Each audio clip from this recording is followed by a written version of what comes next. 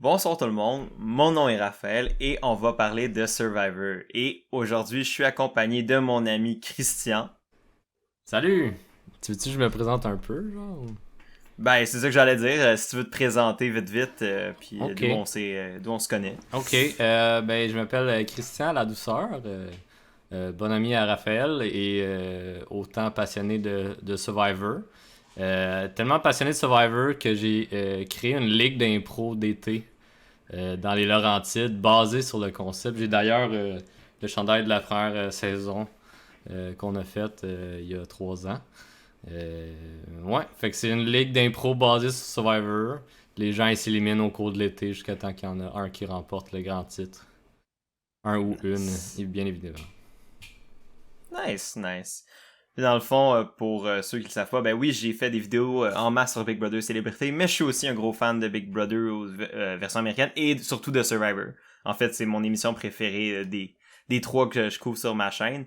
Et je pense que c'est pas mal la même chose pour Chris. Donc, on s'était dit, ben, ce serait le fun, une fois que Survivor va recommencer post-pandémie, ben, de faire des vidéos là-dessus, d'en parler, parce qu'on avait hâte de justement pouvoir faire des vidéos là-dessus. Puis, ben, ça, c'est maintenant. Parce que la saison 41 de Survivor va commencer le 22 septembre, si je ne me trompe Yeah, pas. me semble que c'est ça. Ça se trouve sur la chaîne de Global, si je ne m'abuse. Ouais. Donc, si vous avez le câble, ça se trouve là-dessus. Sinon, les épisodes sont gratuits sur le site de Global la semaine suivant la diffusion de l'épisode. Donc, moi, je vous recommande fortement d'aller l'écouter. Ça commence, comme je vous ai dit, le 22 septembre. Puis, ça vaut la peine parce que c'est un excellent show. Donc, Oui. ben, on est là pour en parler. Yes. Fait que, si tu veux, Chris, juste nous parler un peu de c'est quoi Survivor, vite. Oui. Puis, d'où tu viens, d'où t'as commencé, quand est-ce que t'as commencé à aimer Ok. sur Survivor? Eh bien, pour ceux qui connaissent pas Survivor, c'est la première fois qu'ils découvrent ça, c'est une télé-réalité où des gens sont envoyés sur un île pour survivre, mais ils sont divisés en équipes en début de jeu. Et en plus de créer leur camp, de créer leur shelter, j'ai pas le mot en français, leur abri. Leur abri, I guess, ouais. Et aux 3 jours, ils ont une compétition pour savoir s'ils ont l'immunité. S'ils n'ont pas l'immunité, leur équipe se retrouve à aller en conseil tribal et à voter quelqu'un en dehors de leur équipe. Et ça continue. Et ça devient de plus en plus intense parce que les challenges sont de plus en plus rapprochés dans le temps également.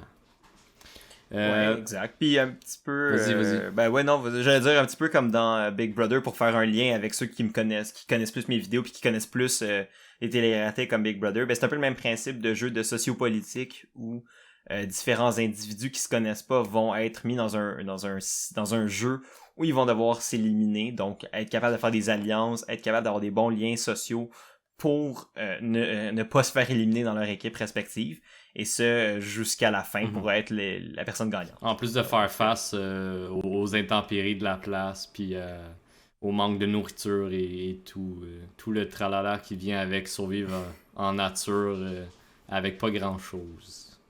Exact. Surtout Donc, depuis quelques saisons, ils ont réduit la portion de riz qu'ils ont de base au minimum qu'ils peuvent. Là. ouais, non, ça faut pas les laisser crever non plus, Non, mais... c'est ça. Mais ils ont une équipe médicale quand même très tight. Fait qu'ils ouais, ont checké ouais. avec eux c'est quoi le minimum de riz qu'on peut donner à un groupe de gens. Puis ils ont décidé de le réduire au maximum. Yes. Puis toi, dans le fond, quel est ton historique avec Survivor? Oui, ben moi j'ai écouté Survivor depuis quasiment le début. Si c'est pas la première saison, c'est une des premières. Avec ma famille, on écoutait ça quand j'étais vraiment jeune. Fait que comme j'ai des vagues souvenirs de qui a joué, qui a gagné, bref, un peu ce qui était arrivé. Mais quand je suis parti de chez mes parents, après un bout, j'ai pu écouter Survivor pendant un petit bout. Puis je suis vraiment revenu à Survivor avec Game Changer, qui est la saison 34, si je me trompe pas. À partir de là, je les ai tous écoutés jusqu'à la saison 40, qui était avant la pandémie. Et j'ai réécouté quelques autres saisons que j'avais manquées, qu'on m'a recommandé, ou juste pour le plaisir, parce que j'avais un abonnement pour les écouter. Fait que ça fait Game Changers, ça fait quoi, 3 ans, 4 ans? 3-4 ans à peu près, Fait que ça fait disons 3-4 ans que je suis vraiment plus intense de Survivor, mais je l'ai écouté plus jeune, jusqu'à comme la saison 20, qui est très reconnue en tant que Heroes vs Villains. Ouais. Moi, de mon côté, ça a plus été une histoire récente d'amour avec Survivor. J'en avais entendu parler quand j'étais plus jeune avec de la famille qui en avait déjà écouté quand c'était comme vraiment un gros phénomène culturel. Puis là, avec le temps, c'est devenu plus niché, puis j'avais perdu conscience du fait que ça existait. Par contre, quand j'étais jeune, quand même un gros fan de l'île des défis extrêmes à Télétoon dans le temps. Fait que l'amour pour les téléréalités vient de quelque part, I guess. Mais c'est la parodie de, là. Ben c'est ça, c'est la parodie canadienne de Survivor qu'il avait faite. Fait que tu sais, moi j'avais bien trippé là-dessus. Fait qu'à guess que c'est naturel qu'une couple d'années plus tard, un moment donné, je suis retombé par hasard sur Survivor avec Millennials vs Gen X, qui était la saison 33, donc la saison juste avant celle que toi t'as recommencé. Puis depuis ce temps-là, ben ça, je suis devenu pratiquement obsédé par le show. J'ai pratiquement tout réécouté les saisons que j'avais manqué dans le temps. Puis c'est devenu vraiment mon show préféré. Puis je connais beaucoup trop de choses sur Survivor, donc j'avais hâte de pouvoir enfin en parler de manière plus concrète sur ma chaîne. Yes. Mais je suis content d'être là avec toi. C'est sûr que toi, t'es vraiment plus comme pointueux sur genre les noms puis les événements spécifiques. Moi, c'est plus comme... Hey, il me semble que ça qui est arrivé dans cette saison-là. Puis ça, c'était nice. C'est sûr qu'il y a des joueurs que j'ai plus suivis que d'autres, là, mais voilà. Mais au moins, tu sais, les deux, on a quand même une connaissance assez importante de la game pour pouvoir en jaser, pour pouvoir parler de qui qu'on pense qui ont des bonnes chances de réussir, qui qu'on aime, qui qu'on aime pas, puis juste de parler de qui va composer la nouvelle saison. Parce que c'est un peu ça le but, après qu'on ait parlé un peu de notre présentation par rapport à Survivor en général, ben on veut parler de la saison 41, qui est la saison qui commence la semaine prochaine. Puis on s'est dit que le meilleur moyen de commencer à en parler, autre que de disséquer chaque épisode à chaque semaine, parce que pour l'instant c'est ça le plan de match, ça reste à confirmer, mais on aimerait ça pouvoir après ça faire des vidéos à chaque semaine, un petit peu des podcasts comme ça, comme on va faire pour pouvoir parler de chaque épisode toutes les semaines puis suivre la saison comme ça. Mais pour commencer, on s'est dit que c'était une bonne manière de justement parler de la saison at large, puis après ça parler de ça va être qui les joueurs cette saison.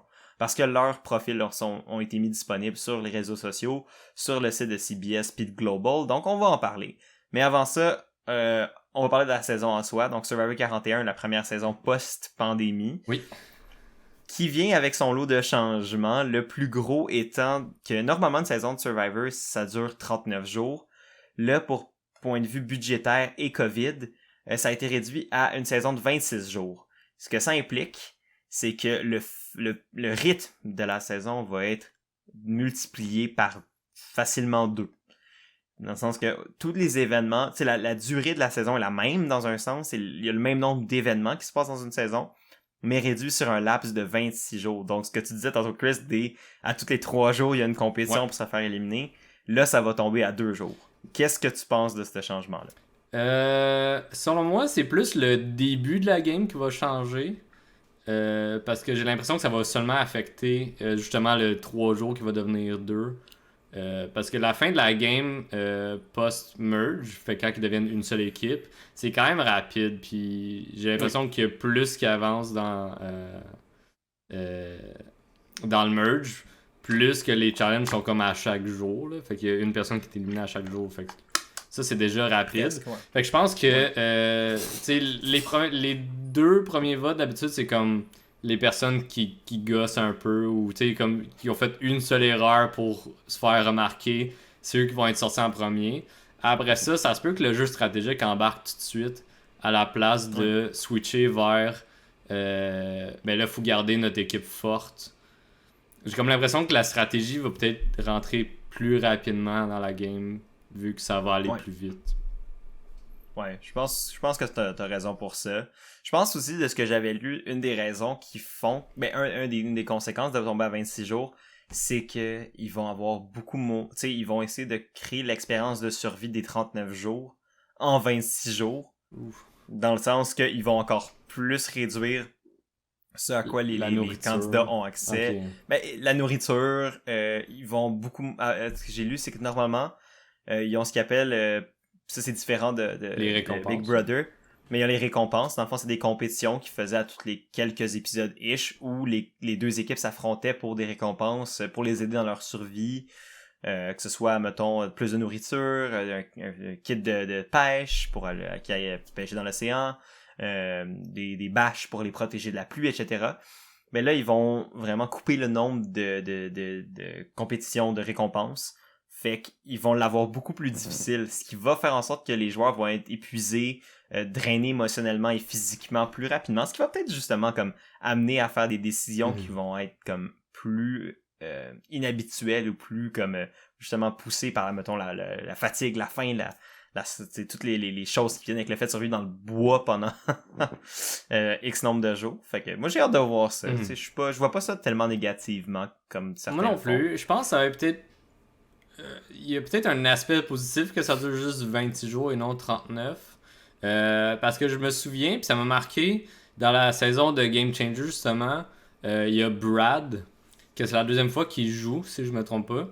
Puis il avait joué une première fois dans la saison Blood vs. Water. Fait que dans le fond, il avait joué avec sa femme, puis sa femme, elle, s'était rendue jusqu'à la fin.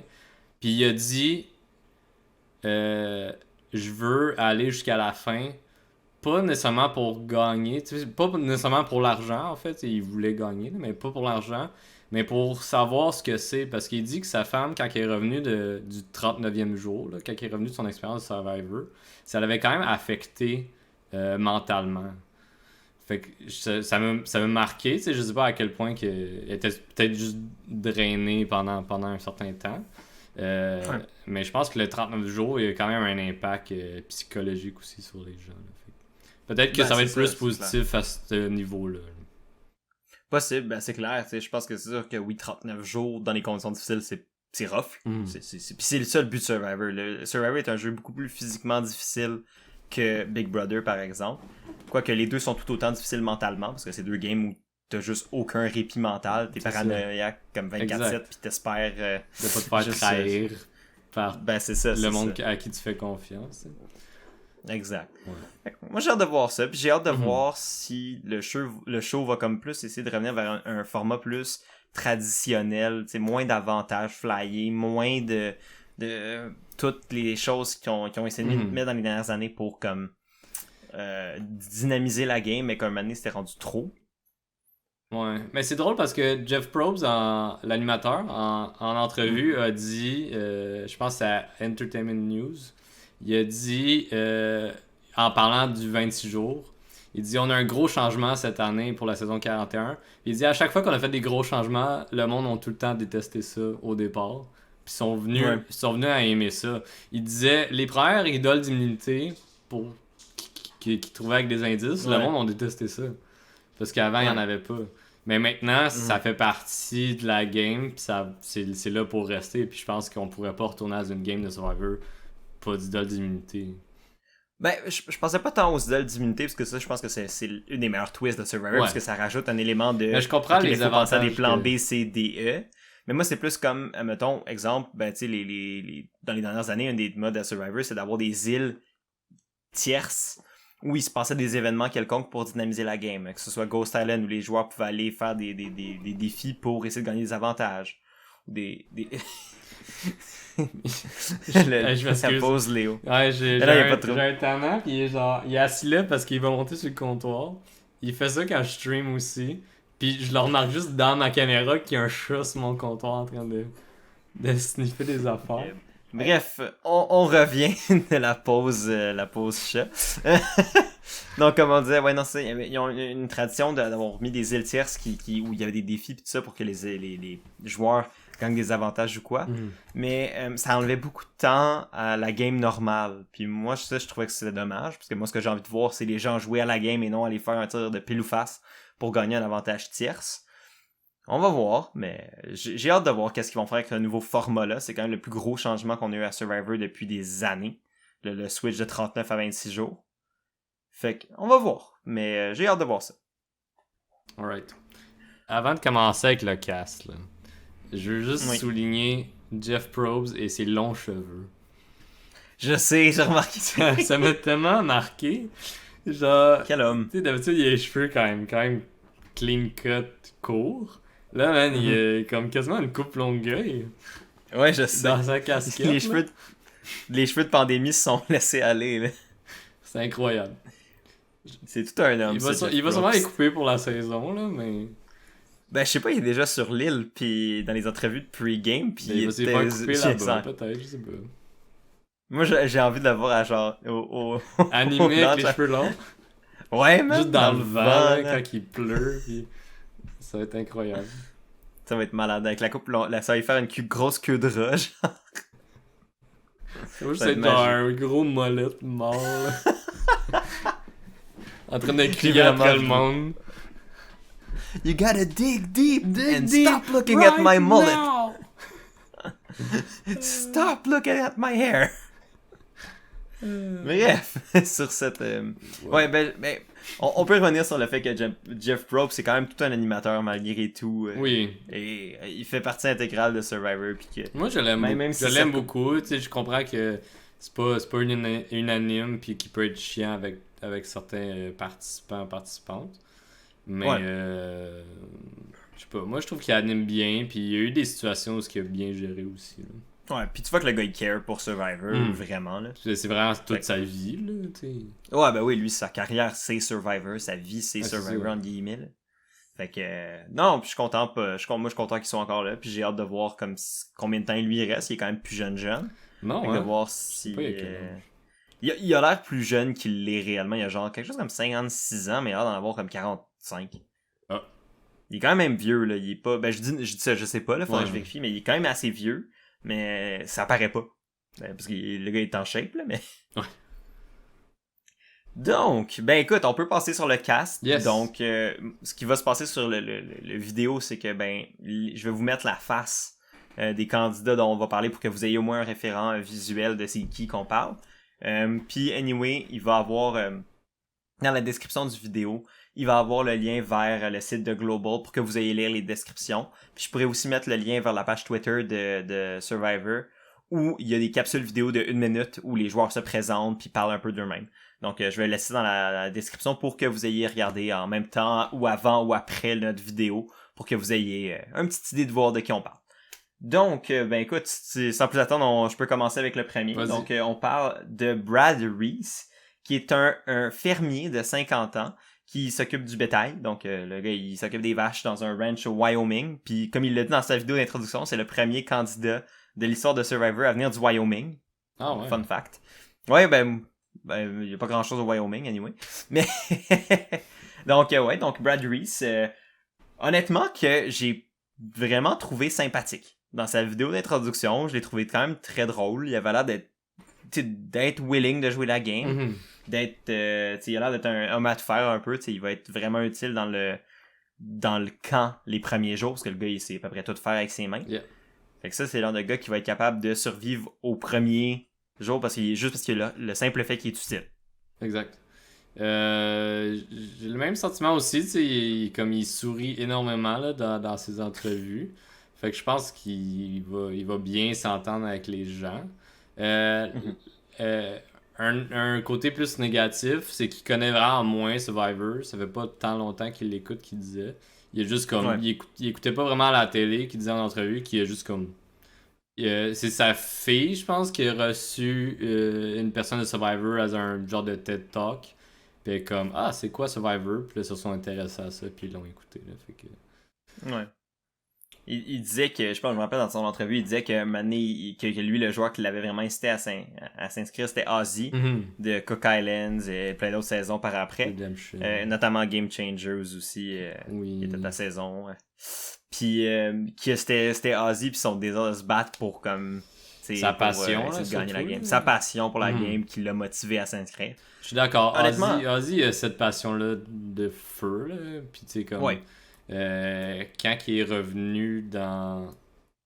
Je me rappelle plus du nom de la saison, là, mais c'est un genre de deuxième Redemption Island. South Pacific. Ouais, il voyait du monde comme abandonné, puis ça le faisait chier, genre. Il était comme... Ouais, vous êtes là à Survivor, comme il y a plein de gens qui veulent s'inscrire, puis vous êtes là, puis vous abandonnez, genre.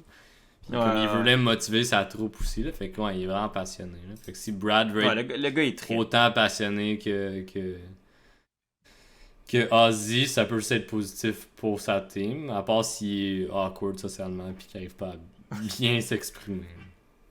Ben, écoute, je pense que c'est le genre de personne qui peut être... J'aurais tendance à dire, selon moi, c'est pas quelqu'un qui va nécessairement gagner la game, mais qui a quand même le potentiel de se rendre assez loin. Je pense que le gars peut s'intégrer dans un groupe puis être comme un membre comme périphérique d'un groupe, dans le sens qu'il va être utile. Il a l'air quand même d'être physiquement en shape pour un gars de 50 ans.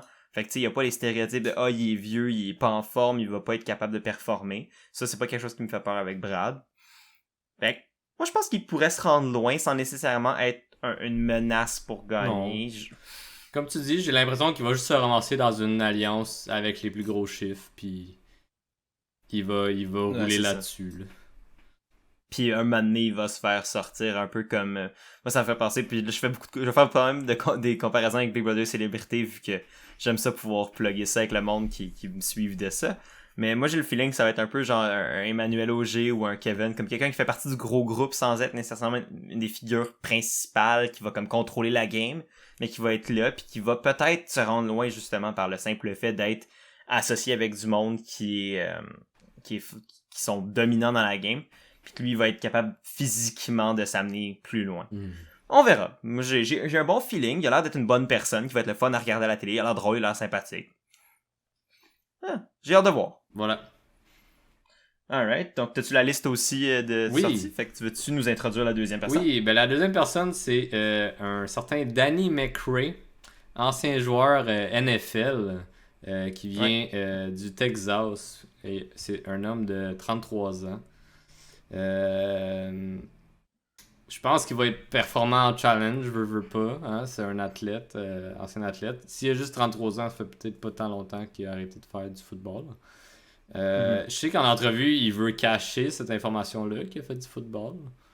Ouais. Mais à ma connaissance, les joueurs de football qui ont joué à Survivor se sont jamais rendus super loin. Non. Ils sont bons en challenge, fait qu'ils vont les garder au début quand ils sont dans des équipes. Mais comme aussitôt qu'ils font leur alliance, puis s'ils sont pas dans les chiffres, ils sont out, là, sont comme... Ça va être dans les premiers à se faire cibler, justement, ils sont tellement dominants physiquement. Ouais. Que pour égaliser les chances pour tout le monde, ben, tu sors la personne qui est la plus forte physiquement dès que tu peux. Pour pas qu'elle gagne tous les défis individuels. Exact. Honnêtement, moi, pour de vrai, Danny, j'ai quand même été assez positif quand j'avais écouté ses vidéos. Je trouve que le gars, il a l'air d'avoir une bonne tête pour la compétition at large, que ce soit Survivor ou juste... Le gars, c'est un athlète professionnel. Il y a une éthique de travail, il y a un esprit compétitif qui est là. Fait que tu le mets, ce gars-là, dans un jeu, dans une compétition, il va donner son 200%. Puis de ce qu'il disait, lui, c'est pas une vedette de la NFL. C'est quelqu'un qui a dû travailler pour se rendre là, qui a travaillé pour rester là le temps qu'il est resté là. Fait que c'est pas quelqu'un qui a tout cuit dans le bec, qui a une réputation énorme. Fait que le fait qu'il a été un joueur de la NFL, ça va probablement pas être... le fait qu'il cache cette information-là, c'est pas Tom Brady. Le gars, il est pas aussi connu que d'autres, fait que ça va peut-être passer sous le radar. S'il est capable de faire passer ça sous le radar, je pense qu'il y a quand même le profil de gars qui pourrait se rendre au moins, je pense, à la moitié de la game, sans même avoir un quelconque game social. Mais le gars, il avait l'air de quand même comprendre que Survivor a vraiment une partie sociale. Il dit, ce que j'ai aimé dans son entrevue, il disait, puis ça, c'est une des phrases qui m'a vraiment marqué de toutes les entrevues, il dit, il n'y a pas de sommeil, il n'y a pas de repos à Survivor. À Survivor, chaque seconde compte, chaque moment compte. Que ce soit de trouver des idoles, faire des alliances, créer des liens sociaux forts. Tout le temps que tu peux avoir à Survivor est un temps que tu peux utiliser pour améliorer ta game. Faut que tu sois prêt à faire des choses que les gens sont pas prêts de faire, puis de donner à 200%. Fait que, il y a une partie de moi qui se dit, le gars, il comprend comment cette game se joue socialement. Il comprend que tu peux pas juste être une beast physique, puis te rendre à la fin. Moi, ça m'a encouragé. Mais il a l'air d'un gars super charismatique aussi, là. Fait comme, tu sais, il va avoir le côté athlète qui va l'aider à performer, puis à aider au camp. Puis il y a surtout son côté charismatique avec sa compréhension du jeu qui va l'aider à aller plus loin. Là. Fait que si je joue bien ses cartes, Danny, il pourrait se rendre minimum au merge, je pense bien. Ouais. Moi, je pense qu'au moins le merge est possible. C'est le genre de gars que les équipes vont pas vouloir éliminer parce que le gars va leur gagner des challenges, il va les aider à gagner des challenges. Par contre, moi ce qui me ferait peur pour Danny, c'est que s'il y a un mauvais swap, il puisse être une cible parce que physiquement il pourrait être dangereux. Fait que si t'es dans une alliance opposée, tu veux sortir un gars fort de l'autre équipe, s'il y a un swap défavorable, j'ai peur pour Danny, mais il a l'air socialement assez apte pour peut-être pouvoir s'en sortir. On a déjà vu des joueurs le faire. Sinon, tu sais, s'il se ramasse, même s'il a de l'air à être bon en challenge, on l'a pas vu jouer, là.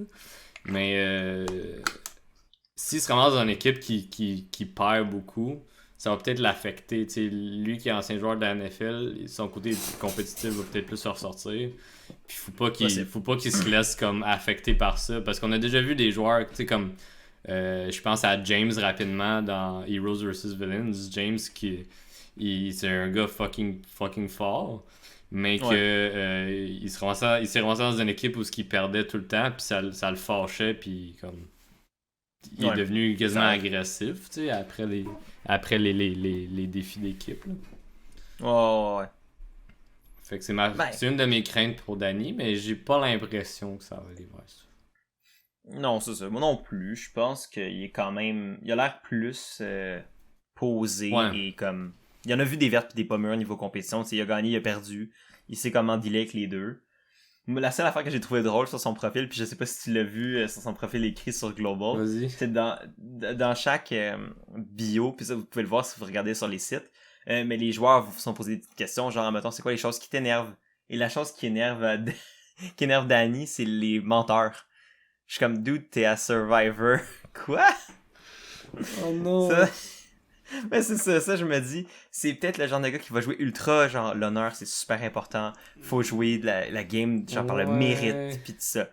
Fait que ça me fait un peu peur pour Danny. Ouais. Ça c'est quelque chose que je suis comme, si c'est vraiment quelque chose qui le gosse pis que ça influence comme il joue sa game. Ça va peut-être être ça courir à sa perte. Peut-être. Alright, donc as-tu autre chose pour Danny? Non, moi c'était tout pour ce cher Danny McRae. Alright, donc je vais aller pour la prochaine personne. C'est David Voce, qui est un neurochirurgien qui vient de Californie, puis là maintenant il est à Chicago. Et il a 35 ans. Et c'est une personne qui s'est décrit comme le prochain Russell Hantz. Oui, Russell Hantz, pour ceux qui ne le savent pas, c'est probablement le plus grand vilain de l'histoire de Survivor. Le gars a une réputation assez intense. Mais honnêtement, moi, j'ai aucune confiance en David pour 2 scènes. Moi, ce gars-là, selon moi, je sais même pas s'il sera au merge. Dude, je sais. Je suis un peu du même avis que toi, parce que, tu sais, il parlait énormément de stratégie, puis comme... Il dit qu'il a analysé, comme il a écouté des saisons, puis il les a full analysées avec sa précision de chirurgien. Puis j'étais comme, ah, dude, come on, là. Je trouvais qu'il il se prenait genre pour tellement big, mais que de la façon qu'il interagissait avec la caméra, il avait vraiment pas de l'air avoir une bonne game sociale. Je pense que ça va être ça qui va lui faire mal. C'est que il avait l'air très réservé, puis comme je sais pas, de la façon qu'il s'exprimait, je trouvais ça étrange. Fait que je serais peut-être pas attiré à aller vers lui puis à être comme hey, tu veux être dans mon alliance. Ouais. J'ai remarqué un peu la même affaire dans ses capsules vidéo. Je le trouve pas sympathique tant que ça. Il a pas l'air. Ça a pas l'air d'être une personne méchante ou quoi que ce soit, mais il a pas l'air d'avoir le charisme social qui va l'amener à créer les liens importants en début de game qui vont lui permettre de toffer longtemps. Puis, tu sais, je doute pas que le gars, il a quand même l'air physiquement apte. Fait que dans les challenges, je pense pas qu'il va être une nuisance. Mais, des fois, c'est pas ça qui va déterminer si tu vas survivre ou non au premier vote. Si tu te fais exclure, si tu t'exclus toi-même ou si t'es exclu socialement parce que justement ta personnalité ne fit pas avec le reste. Mm-hmm. C'est une des personnalités que je trouve qui a le plus d'éteint du reste des gens qui font partie de son casting. C'est quand même un cast qui a l'air quand même assez très positif dans comme son approche de la game, puis même si tout le monde dit je suis prêt à comme couper les gens qui pour gagner à la fin, il y en a pas qui sont qui sont pas ouvertement méchants. Lui, c'est quelqu'un qui s'est comme vraiment dit ouvertement stratégique, manipulateur, puis il a pas peur de ça, ce qui est pas une mauvaise chose. Mais moi, ce qui me fait peur, c'est qu'il soit trop là-dedans trop vite. Puis que tout le monde soit comme wow, chill. Nous, on est encore en train de juste apprendre à devenir amis. Ouais, c'est toi, ça. tu veux déjà te mettre à planifier de la grosse stratégie. Je trosse Je pas. pense que lui, mélangé avec le 26 jours de la saison 41, ça peut être fatal parce qu'il va vouloir aller stratégique, genre jour 1, puis éliminer quelqu'un qui semble être bon stratégiquement, puis là tout le monde va faire comme, mais non, faut être fort en équipe au début. Ouais, fait que là, il va se faire outcast, puis ouais. Écoute, il pourrait être une surprise, peut-être que finalement il est vraiment plus fin stratégiquement que ce que ça a laissé à croire dans ses entrevues, mais pour ma prédiction personnelle, David se rend pour merge. J'ai de la misère à concevoir comment il pourrait se rendre au merge, à moins qu'il soit dans une tribe vraiment dominante puis qu'il y a comme pratiquement aucun tribal. Ouais. Mais j'ai pas confiance en la game de David pour le carry plus loin que le merge. Moi non plus. Moi non plus. Alright, donc tu veux-tu aller pour la prochaine personne? Yes! Prochain. Ah ouais, il a juste 26 ans. Aïe aïe! Tabarouette! Ça m'a surpris, excusez. C'est Deshaun Radden. Un homme de Miami, qui habite en Miami en ce moment, qui vient de la Californie et qui a juste 26 ans. C'est un étudiant en médecine. Il a l'air plus vieux que moi. Voyons là. Bref. Moi, Deshaun, je l'ai full aimé en entrevue. J'ai trouvé qu'il était vraiment charismatique, puis il avait l'air vraiment nice, quelqu'un avec qui discuter.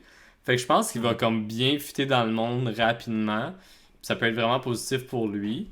Je sais pas en challenge comment qu'il va être bon, mais je pense qu'il va essayer de faire son mieux, puis il va quand même pousser. Mais ouais, je l'ai quand même bien aimé. Voyons donc qu'il a juste 26 ans. Comment ça se fait comment tu te sens en tant qu'aîné de voir Deshaun être plus jeune que toi? Mais en même temps, le monde, il verrait, disons, mon profil, puis il verrait que j'ai 28 ans, puis il ferait comme, ah, il a pas 28 ans, il est plus jeune que ça. Moi, le monde verrait le mien, il ferait comme, ce gars-là, il est trop jeune pour participer, qu'est-ce qui se passe? Fait que ouais, je suis 2 ans plus vieux que Deshaun, mais il a l'air d'en avoir genre 10 de plus que moi. Ben, peut-être pas 10, mais peut-être. Mais il a l'air plus vieux que toi, il a ça je te confirme. Sorry, Deshaun, mais je t'aime bien. On l'aime, Deshaun. Moi, j'ai trippé sur Deshaun. Le gars, il a l'air super sympathique. C'est vraiment le genre de dude avec qui je voudrais dans sa tribe, juste parce que, genre, il a l'air d'être un nice dude à avoir dans la tribe. C'est ça. Fait que ça, c'est le genre de gars, selon moi, qui, juste par le fait d'être une personne agréable, va comme bien s'intégrer. Si dans un groupe qui est réceptif à son énergie, mais ça a l'air d'être une énergie qui est contagieuse, puis le gars, il est pas con pantoute, là, non seulement il a l'air d'être un gars, c'est juste un bon Jack, mais c'est un bon Jack qui est comme... Il a du bagage, le gars est quand même au doctorat en médecine pédiatrique, le gars, il sait ce qu'il fait. Puis il a l'air d'être quand même assez comme...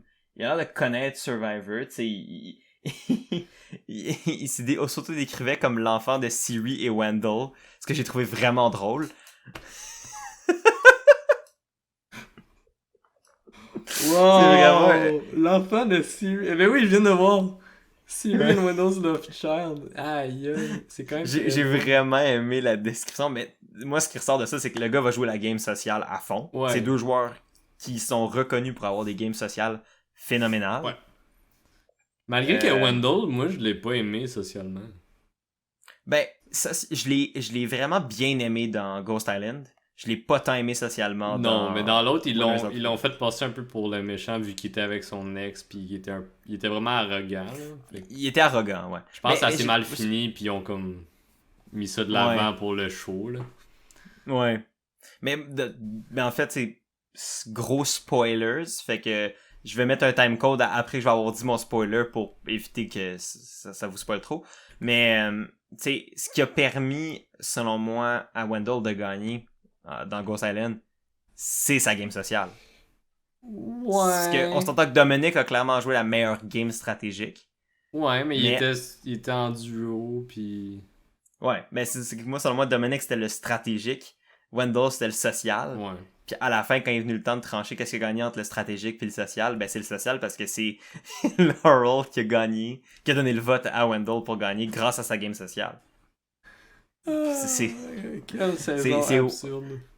Oui. Ils ont juste tout géré du début à la fin. Ok. Oui. Revenons C'était la fin du spoiler. C'était la fin du spoiler. Donc bonjour les gens qui ont vu le spoiler. Gros spoiler. Mais non, je pour revenir à reculerais pas. Deshaun. Pour revenir à Non, Deshaun, non. j'ai vu que il déteste, genre, au plus profond de lui-même, de se faire dire quoi faire. Ça me fait peur. Genre, il J'avoue, dit, c'est pas de quoi qui l'irrite un petit peu, là, c'est genre, il déteste ça, là. Puis comme, Ouais. ça se peut qu'il y ait du monde dans son équipe qui prenne le dessus, surtout au début, de genre comme, hey, va chercher du bambou, qu'on va faire l'abri comme ça. Je sais pas à quel Mhm. point qu'il va se laisser aller ou qu'il va comme faire comme, ok, c'est chill pour là, vu que c'est le début. Peut-être plus tard avec Ouais. les tâches de camp, mais à part ça. Mais, c'est ça. Si c'est à la limite, tu sais, s'il est capable d'endurer, se faire dire à quoi faire, mettons, pour les tâches de camp ou whatever, ça c'est pas grave. Moi, ce qui me ferait peur, c'est ça, c'est qu'à, mettons, si une alliance décide quelque chose, puis lui, il est opposé, puis que là, ça fasse un clash, puis que là, il devienne Il y a un ça. paria dans sa propre alliance, ça me fait peur. Mhm. Mais, je sais pas. Ça va dépendre, I guess, du monde avec qui est dans sa tribe. C'est vrai que s'il est avec des têtes fortes, ça pourrait créer un clash dès le début, Ouais. puis ça pourrait le nuire.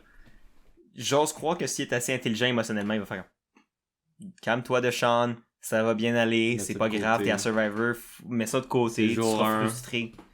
C'est ça. Passe un autre appel, puis on revient là-dessus. Mhm. Mais, en même temps, c'est ça. J'avoue que je savais pas lu ça, puis ça me fait peur pour Deshaun, mais... Mais overall, on l'a aimé les deux. Fait que Ouais. J'ai un bon feeling. Je pense que si Deshaun réussit à pas laisser ça l'influencer, pas laisser ça comme trop l'affecter, puis qu'il s'intègre bien socialement, je pense que Deshaun a le potentiel social de se rendre loin. Après ça, il faut juste qu'il soit capable de jouer une bonne game stratégique, ce qu'on n'a pas tant vu à date dans ce que j'ai entendu parler. Il y a plus l'air d'un joueur social qu'un joueur stratégique, mais des joueurs sociaux ont déjà gagné la game. Donc, on sait pas. Peut-être que Deshaun va être un joueur plus social, mais qui va être capable de justement, par la force de ses liens, se rendre à la fin. Je pense que c'est le genre de gars que devant un jury, à la fin, il pourrait gagner juste par le fait que le gars, il a l'air de savoir s'exprimer, il a l'air de savoir comment aller chercher les intérêts des gens pour les ramener. T'sais, nous, on a été intéressés à en connaître plus sur Deshaun après des vidéos de même pas d'une minute. Fait que, exact. on verra. Donc, prochaine personne, Eric Abraham, un homme de 51 ans qui est un Cyber Security Analyst, un analyste en cybersécurité de San Antonio au Texas. Honnêtement, Eric Abraham, c'est... Ok, ça va être une grosse comparaison boiteuse qui va absolument pas tenir debout, tout le monde va me juger. Mais j'ai tellement un vibe Philip de Redemption Island Mais avec je pense que Eric. c'est lui qui a dit qu'un un de ses joueurs préférés, c'était Philippe. Je suis Non! pas certain. Il y en a un qui a parlé de Philippe. J'ai l'impression que c'est Oh my... lui. Je suis pas certain. Oh Je my sais que god. c'est un homme plus vieux, mais je me souviens pas c'est qui. Si oui, ça va être très drôle. Mais je comprends ce que tu veux dire. Parce Il y que a un vibe, les deux c'est des gars de l'armée, les surtout deux c'est des qu'il gars qui ont dit l'air qu'il assez... va être un hybride. Son jeu va être un hybride entre Richard Hatch, Wendell, puis Boston Rob. Puis je suis comme, man, c'est trois gros noms là. Je sais pas à quel point tu peux Ouais. un hybride de trois gros joueurs de Survivor là. À des époques Ouais. différentes en plus là. Comme Ben, c'est toutes trois Richard époques Hatch assez au tout différentes. début, Boston Rob comme en plein milieu, puis Wendell tout récemment là. Ouais. Ben écoute, ça veut dire que moi, s'il est capable de, tu sais, d'amener un peu du old school, du middle school puis du new school Survivor dans une seule game, ça peut peut-être être bon. Ouais. Mais je sais pas, genre c'est un gros, pour moi, Eric Abraham est un gros point d'interrogation. Ouais, je te suis là-dessus. Je sais pas trop quoi en penser. Tu sais, je me souviens. Mais il a l'air d'un bon Jack. Il a l'air d'une bonne Je me souviens personne. même pas de ses entrevues. C'est comme il est juste comme passé dans le néant pour moi. Mais ouais. Ben, c'est un ancien gars de l'armée, c'est ça qu'il disait. Ah. Il était dans l'Air Force américaine, dans son vidéo sur Twitter. Ok. Puis, tu sais, il disait genre, tu sais, que d'un point de vue, tu sais, d'endurer Survivor, de toffer avec les conditions difficiles de Survivor mentalement, puis ça, il est prêt. Reste à savoir, est-ce que ça moi, ma grosse question, c'est est-ce qu'il est capable de s'intégrer socialement aux gens avec qui il va être mixé dans Survivor. Il a l'air de dire qu'il est open-minded puis qu'il est capable de quand même s'adapter aux gens. Donc ça me rassure. Mais je sais pas, j'ai un feeling que comme ça pourrait que ce soit comme, tu sais, le gars avec qui ça clash avec les autres générationnellement, il y a comme une brisure, que ça marche pas. Mais je le souhaite pas, parce qu'il a l'air d'un bon Jack, Ouais. puis tu sais, comme ça serait un gagnant différent des autres gagnants qu'on a eu dans le passé si c'était Eric qui gagnait la saison. Fait que ça, pour ça m'intéresserait de voir comment il se rendrait à la fin. Je suis d'accord là-dessus. Je veux pas faire de préjugés sur les anciens militaires, mais des fois, de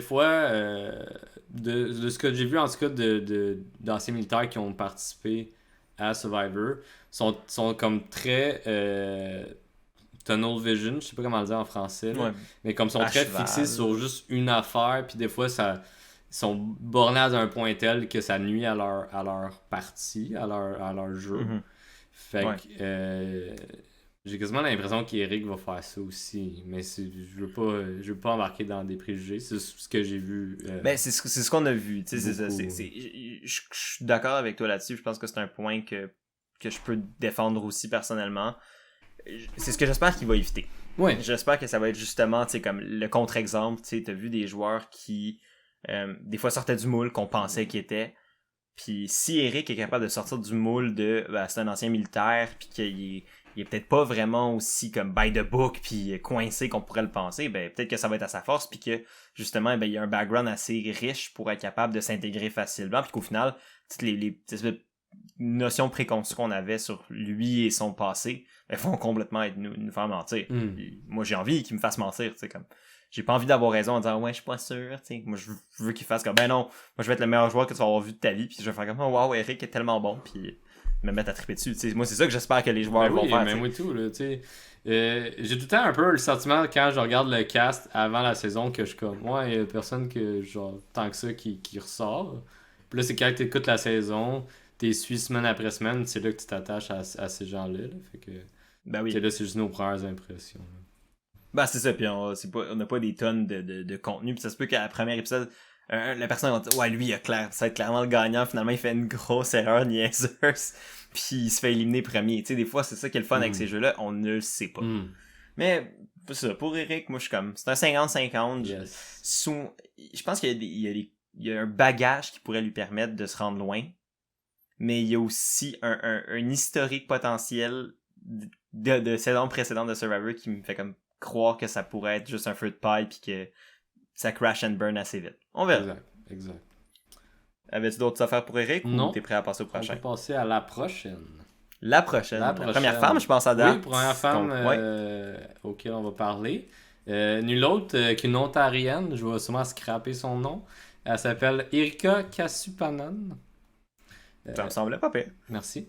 Femme de 32 ans qui est manager des communications. Je sais pas dans quel domaine, mais manager des communications. Fait que c'est une des deux Canadiennes de la saison. Toujours curieux de voir quel Canadien va jouer. Je sais pas trop quoi penser d'Erika. En regardant ses vidéos, j'ai eu l'impression qu'elle a beaucoup de confiance en elle. Je pense qu'elle va penser qu'elle est meilleure qu'elle l'est, genre. J'ai l'impression que c'est un petit peu ça. Mais sinon, à part ça, je trouvais qu'elle savait bien parler, qu'elle avait une bonne présence. Fait que je pense qu'elle va être capable de se faire une alliance dès jour 1. Est-ce qu'elle va être capable de la garder? Je sais pas. Ouais. Moi, honnêtement, j'ai quand même un bon feeling avec Erika. De là à dire que c'est mon winner, c'est ma gagnante. J'irai pas jusque-là. Mais je pense que j'ai quand même vu des choses qui m'ont rassuré. Je pense que socialement, elle devrait bien s'intégrer. Elle a l'air d'être quand même quelqu'un qui est assez apte à fitter dans n'importe quel groupe. Elle est pas très vieille non plus, mais pas trop jeune non plus. Elle est comme pile dans le milieu pour comme fitter avec les jeunes de sa tribu. Parce qu'il y a un point qu'on n'a pas encore abordé overall, c'est que c'est quand même un cast qui est très diversifié en termes d'âge. T'as des jeunes de 20 ans, donc plus jeunes que nous deux. Puis t'as des personnes de 50 ans, puis t'as un peu d'entre-deux. Tu sais, c'est quand même assez large comme range d'âge. Quand des fois, des casts sont très jeunes ou très vieux, là, c'est comme un bon mix des deux. Ouais. Puis Erika se retrouve à être une des personnes qui est comme en plein milieu à peu près du range d'âge moyen qu'on a. Fait que ça pourrait être une bonne chose. C'est autant qu'il pourrait avoir des clashs entre les jeunes puis les vieux. Mais Erika pourrait être la personne qui est justement prise au milieu en train à trancher, puis elle s'aide à veut. Puis ça, c'est une bonne position pour elle, potentiellement au début. Dans le sens que si elle est prise entre les deux côtés qui peuvent s'attaquer, ben elle, après ça, c'est pas elle la cible, c'est les autres qui s'attaquent entre eux. Fait que ça pourrait être une bonne chose. Elle m'a l'air sympathique, elle m'a l'air d'être une personne qui va se fitter avec les autres personnes. Je pense qu'elle va essayer vraiment fort en challenge. La seule affaire qui peut être peut-être contre elle, c'est qu'elle est vraiment pas grande. J'arrive pas à voir combien qu'elle mesure, mais dans sa bio, elle dit... Non, mais c'est ça, elle dit... Je suis 5 pieds de haut parce que ma vibe me fait sentir plus grande. Ah, mais ça dit, les gens croient pas, comme réalisent pas que je suis 5 pieds parce que ma vibe donne l'impression que je suis 5 pieds 3. Fait qu'elle fait 5 pieds, mais elle donne l'impression d'être plus grande que ce qu'elle est parce que son aura ou ça. C'est ça, ça fit un peu avec ce que j'ai dit déjà sur elle. Fait que je pense qu'elle est vraiment confiante en elle. Ça peut être positif comme ça peut être négatif.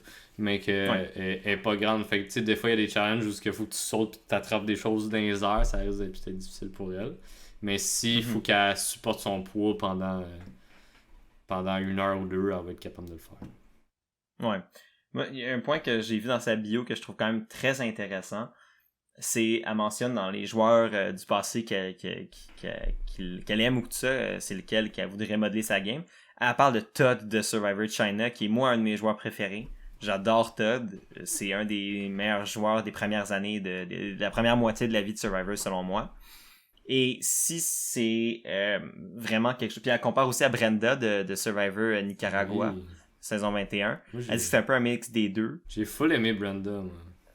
Moi, j'ai aimé Brenda jusqu'à un point, mais ce qui me fait rire, c'est que maintenant que j'y repense, Brenda aussi avait de la confiance en elle en tabarnouche. Puis c'est ce qui est venu coûter l'amener à sa perte. Oui. Est-ce que c'est la même chose qu'atteint Erika? Je sais pas, parce que Todd aussi était très confiant en ses moyens, sauf que lui a été capable de channel ça pour améliorer sa game, puis justement, tu sais, il savait qu'il était confiant en ses moyens, mais il diminuait son niveau de danger constamment en se cachant derrière d'autres joueurs ou en faisant croire que c'était pas tout le temps de lui que ça venait, mais il y a beaucoup des idées de sa saison qui venaient de lui. Fait que si Erika est capable de vraiment combiner un peu les forces des deux, je pense honnêtement qu'elle a du potentiel, mais ça c'est juste des comparaisons faciles à faire. Mais c'est un package que je pourrais trouver intéressant honnêtement. Je suis très d'accord avec toi. Je connais pas tant Todd, j'en ai juste entendu parler, parce que je pense que j'ai pas vu ça. Il a joué dans China? Ouais, China, c'est la seule saison qu'il a faite. Ah, bon, ben j'ai vu China, ça fait longtemps. Ouais. J'étais plus jeune. Bonne saison, je la recommande fortement. J'en doute pas. C'est la meilleure saison de James. Je me souviens que James était là avec ses deux panneaux. C'est une des seules choses que je me souviens. Puis que Amanda aussi était là. Je me trompe. Ouais, c'est la première saison d'Amanda aussi. Yes. Mais ouais, non, James, c'est clairement la meilleure saison. C'est honnêtement une des saisons les plus drôles de Survivor. Genre, il fait bien. Tellement drôle. Parce qu'après ça, James est un peu arrogant puis il est fâché. Là, ouais, mais vraiment pas dans China. Ce qui rend ça vraiment drôle. Vraiment, c'est un des personnages les plus sympathiques. Comme James de China est un des meilleurs personnages de Survivor selon moi. Le gars, il est hilarant. C'était comme une des premières fois qu'on voyait quelqu'un avec un métier si particulier. Il creuse des tombes. Ouais, c'est un grave digger. J'étais comme, tu sais, moi ça m'a marqué, là, j'étais comme, ben oui, ça existe comme job. C'est juste que moi petit cul qui était juste comme, oh wow. Ces gens-là sont pas juste weird, genre. Non, c'est ça. Moi, c'est la fameuse, un moment donné, dans cette saison-là, il y a un moment qui m'a tellement fait rire, où t'as une madame qui s'appelait Leslie, qui était genre une pasteur, ou je sais pas trop. Puis là, la saison commence, puis là, tout le monde apprend à se connaître. Puis là, elle va le voir, elle fait « Toi, James, t'as l'air un peu solitaire, qu'est-ce que tu fais dans la vie? » Il est comme « Bury people. » Avec la voix la plus grave, straight to the point. Là, je dis « Oh, interesting. » Puis là, c'est la voix qui est comme « Oh, fuck. » What the fuck? Puis genre, tu sais, comme, elle se met à patiner, là. C'est vraiment, vraiment drôle. Bref, ben non, c'est ça. Je pense que, honnêtement, pour revenir à la saison 41, Erika depends. Elle peut, genre. C'est ça. Si elle est capable de contrôler son niveau de confiance puis pas être over the top, je pense qu'elle peut aller loin. Mais mes premières impressions me disent que peut-être pas. Voilà. Ouais. Ok, ben on peut passer à la prochaine personne. Yes. Qui est Evie Jagoda de New York qui étudie maintenant à Arlington. Et c'est une étudiante au doctorat. Et je me rappelle plus en quoi. Je l'avais vu dans son vidéo, mais ça me C'est revient dans pas en un tête. labo de sciences. Ouais, c'est quelque chose de scientifique, Ouais. ouais, c'est ça. Evie qui se présente fièrement comme une personne queer, donc ça c'est le fun d'avoir de la représentativité queer à Survivor. 100%. On en a quand même eu souvent, mais c'est toujours le fun d'en Il en avoir. parle pas tout le temps non plus. Là. Exact, mais là, tu sais, d'avoir quelqu'un qui s'affiche queer dès le départ, c'est le fun. Ça fait encore une fois plus de diversité, puis d'avoir quelqu'un comme... je sais pas si elle a des prénoms de préférence. Je vais y aller avec elle, considérant que dans sa tribe, il y a 3 gars et 2 autres filles plus, je vais dire elle. Si jamais je me trompe, ben, je suis désolé, c'est pas mon intention. Mais je vais aller avec elle pour le podcast. Donc, pour de vrai, j'ai quand même été assez intéressé. Evie, pour moi, c'est un autre des gros points d'interrogation qui a un potentiel d'être comme une Aubrey ou une joueuse plus intellectuelle, mais stratégiquement intelligente, qui est capable de orchestrer des manières de s'arranger pour survivre, même si physiquement c'est pas un phénomène nécessairement athlétique de fou, c'est pas nécessairement quelqu'un qui va gagner des challenges à elle tout seul ou quoi, mais qui socialement a l'air d'être quand même assez apte, mais a aussi un côté que je comme ça pourrait facilement devenir un outcast social assez vite, merci, devenir une paria puis d'être comme le premier vote facile parce que justement elle est peut-être moins performante physiquement ou est peut-être trop stratégique pour certaines des personnes qui vont être dans le cast, fait que ça va comme plus clasher. J'aimerais qu'elle se rende loin, elle a l'air sympathique, puis ça serait une gagnante intéressante, encore une fois, si elle était capable de gagner. Mais je sais pas. Toi, t'en penses quoi? Moi, je l'ai quand même bien aimé, Evie. Je sais qu'elle s'est beaucoup comparée à Cochrane. Ok. Puis, ben honnêtement, c'est une comparaison que j'avais. puis oui, tu sais, comme Cochrane qui est vraiment comme le skinny boy qui a jamais vraiment fait d'activité physique puis qui se ramasse là un peu awkwardly social.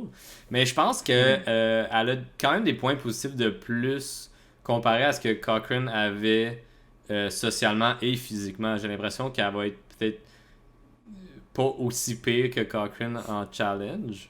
Du moins dans sa première saison. De sa deuxième, il était meilleur.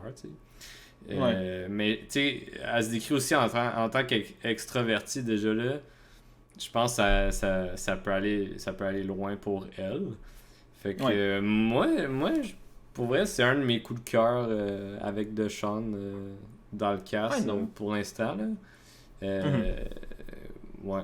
Puis, ça me fait très rire parce que quand tu cherchais son pronom, je scannais rapidement sa bio qui est immense. Là.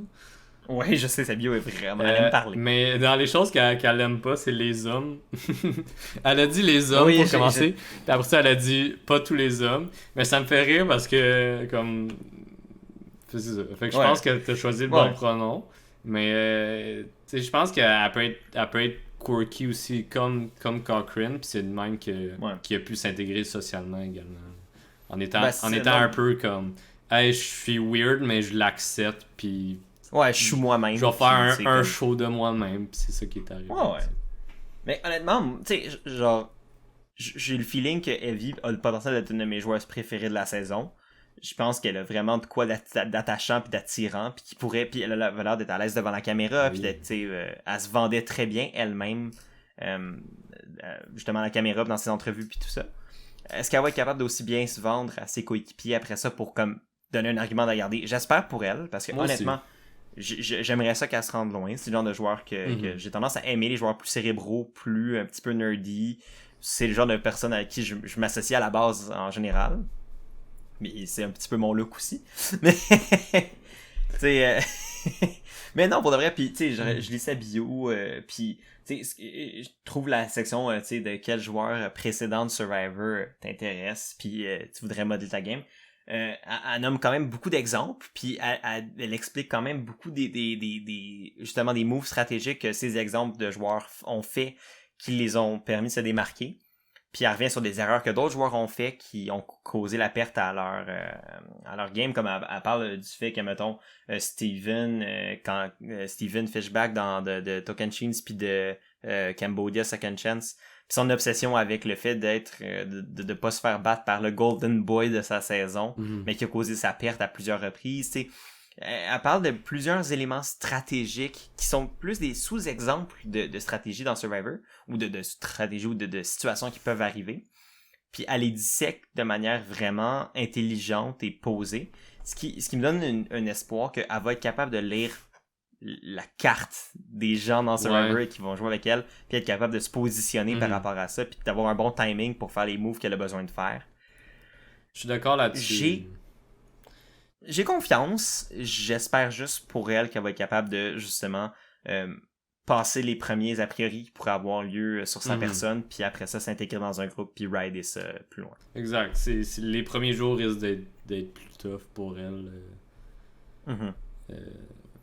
C'est parce que faut qu'elle montre qu'elle est capable d'amener de quoi à son équipe sans pour autant faire comme hey, genre cette personne-là est comme ça, genre jour 1, puis que là tout le monde fasse comme elle est trop brillante. Fait qu'on va la laisser partir.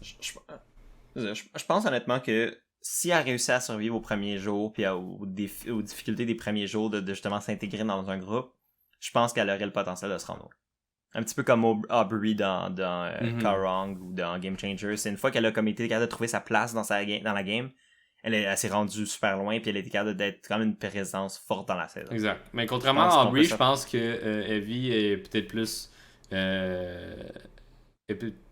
poussée dans son jeu de réfléchir comment faire des moves, juste de la façon qu'elle décortique les exemples. Mais Aubrey était quand même une joueuse assez intelligente, merci. Oui, j'enlève pas ça, mais j'ai l'impression que ce qu'elle a fait à mon nez était juste là, puis elle pouvait pas faire tant de choses, puis elle a pas essayé d'autres choses non plus. Non, définitivement. Alright. On passe à la prochaine personne. Ouais, sure. La prochaine personne c'est toi, je pense. Oui, c'est rendu à moi. C'est Jeannie Chen, une femme de 46 ans qui vient de Portland, Oregon. Ouais, en Oregon. En Oregon. Qui s'occupe d'un magasin général. Je pense qu'elle travaille dans une épicerie ou qu'elle travaille dans un magasin, là, ouais, c'est ça. Grocery clerk, ouais. Ouais, c'est ça. Yes. On passe de la plus longue bio à la plus courte bio. C'est vrai, hein? On voit déjà comme en dessous l'autre personne. Moi, c'est un point d'interrogation, moi, Jeannie, pour moi. J'ai bien aimé ce qu'elle a dit. J'ai bien aimé comment qu'elle était en entrevue, en vidéo. Mais sinon, je sais pas trop quoi en penser. J'ai l'impression que c'est soit qu'elle va comme être une femme forte qui va comme vraiment suivre puis qui va être fidèle, ou qu'elle va avoir la misère à s'intégrer puis elle va se faire sortir si elle a de la misère en challenge surtout. T'sais. J'ai l'impression que ça va être juste un des deux de mon feeling à date de ce que j'ai vu. Mais sinon, il n'y a pas tant d'autres choses qui ressortent pour moi au niveau de Jeannie. Ouais. Ben, honnêtement, moi, Jeannie, d'un plan personnel, j'ai trouvé super sympathique, intéressante, drôle, tu sais, quelqu'un socialement qui va se débrouiller. Je suis d'accord avec toi là, sur le fait que, selon moi, c'est un 50-50 au début. Elle dit vraiment, elle, sa force, c'est la game sociale, c'est le fait d'être quelqu'un qui se fait aimer, qui va tout le temps traiter tout le monde avec du respect, puis qui va, tu sais, aller chercher le respect des autres envers elle grâce à ça. Moi, ma question, c'est très bien, puis c'est honnêtement une chose qui va être super important pour la fin de la game. Ma question, c'est est-ce qu'elle se rend là? Parce que j'ai peur que Jeannie soit peut-être pas capable de passer par-dessus l'obstacle des premiers jours de ok, mettons, si les challenges elle est pas capable de suivre, même si les gens l'apprécient, ça va peut-être pas être assez pour la sauver des premiers, tu sais, comme les premiers jours là, tout le monde est comme juste trouve n'importe quelle raison pour essayer de sortir quelqu'un pour pas que ce soit eux-mêmes. J'ai peur que Jeannie, même si le monde l'apprécie sur un plan personnel, soit comme ben écoute, on l'aime, mais c'est mettons, c'est potentiellement la personne qui a le moins contribué au challenge, ou c'est peut-être quelqu'un on sait pas sûr, on n'est pas sûr si elle va avoir nos intérêts à nous au mieux, ou elle va juste jouer pour elle. J'ai peur pour Jeannie, justement, qu'elle soit la première cible facile. Mais par contre, l'inverse est tout aussi vrai. Ça pourrait être une personne qui s'intègre facilement comme ça parce que tout le monde l'aime. Tout le monde a envie de la garder justement parce que c'est une force positive dans l'équipe.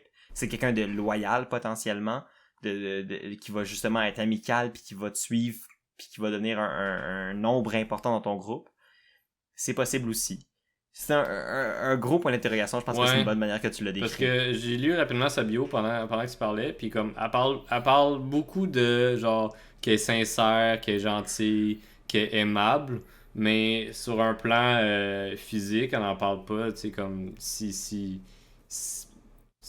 elle est bonne dans des sports quelconques ou whatever. Tu sais, elle a gagné un prix dans un camp de basketball quand elle avait 15 ans, mais là, on en a 46. Fait que, tu sais, fait que c'est vraiment de ce côté-là. Je pense qu'il va affecter son jeu en entrée de partie. Ouais. Écoute. Moi, je pense que pour moi, strictement, Ginny, si elle peut se rendre loin, je vais être content. Mais je mets pas une tonne d'espoir nécessairement dans sa possibilité de survivre les premières semaines. Ben, je parle de semaine de l'émission à la télévision et non semaine dans le jeu, parce que ben en 26 jours, il y en a pas grand des semaines. Mais c'est des premiers 3-4 rondes d'élimination. J'ai peur un peu pour Ginny, mais j'aimerais ça qu'elle se rende loin. Ouais, moi tout. Alright, donc prochaine personne, c'est notre chère stay-at-home mom, donc c'est une mère à domicile qui s'appelle Heather Aldrett de Charleston en Caroline du Sud, de 52 ans.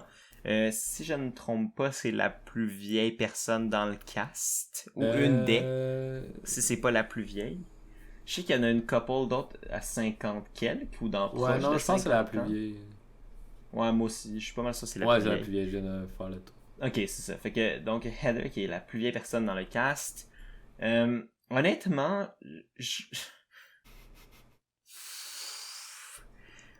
pour moi, Heather, c'est la personne qui a probablement le plus de variance dans sa game. Soit c'est genre une des first boots, ou soit elle se rend comme finaliste. J'ai comme pas d'entre-deux dans sa game, c'est vraiment étrange. J'ai l'impression que c'est soit le genre de personne qui va se faire sortir tellement vite parce qu'elle va être dépassée par les choses, pas être capable de s'intégrer, être comme la maman de tout le monde, mais que la maman que personne a besoin dans son équipe. Ou que ça va être genre, elle va s'intégrer dans le groupe qui a les nombres, puis elle va rider la game tout le long, puis elle va se rendre à la fin parce que socialement, elle va être capable de pas être assez menaçante. Tu sais, elle va pas être une personne tellement menaçante que le monde va faire « Ah, c'est elle qu'il faut qu'on sorte » une fois que la game va être rendue individuelle. Puis j'ai le genre de feeling que ça va être une personne qu'on va retrouver dans le Final 3, mais sans nécessairement une réelle chance de gagner. Puis va un peu se faire amener à la fin peut-être par des joueurs plus forts qu'elle. Mais je veux pas la discréditer, parce que honnêtement, elle peut-être que finalement elle va être super bonne, puis tant mieux si elle l'est. Ce serait le fun d'avoir une femme plus âgée être dominante ou avoir une très bonne game. Mais j'ai comme le feeling qu'elle pourrait être un peu juste comme there for the ride, puis se faire traîner jusqu'à la fin, ou juste faire comme ouais ben tu sais comme admettons c'est dans je me rappelle pas dans quelle tribu elle est, mais si admettons dans une tribu de monde avec plein de jeunes de 20 ans, peut-être qu'ils ont pas envie d'avoir leur mère dans le dos qui va les suivre. Je pense qu'ils ont pas dit les tribus. Ben ils ont mis sur Twitter me semble, mais je me rappelle pas par cœur de qui est dans quelle tribe. C'est ça, je pense que c'est vraiment pour moi un gros tout ou rien. Ouais. C'est je sais pas. Ouais. Moi, Heather, je pense que ça va être la première qui va être sortie officiellement. Ouais. Tu sais, j'ai l'impression que elle va être, comme tu dis, dépassée rapidement, puis que elle va pas faire grand-chose au camp, puis pas grand-chose ni en challenge d'équipe. Je peux me tromper, là. C'est juste des premières impressions, là. Tu sais, c'est une femme plus vieille du sud de la Californie qui a du botox d'en face. Elle a comme un peu le stéréotype de genre.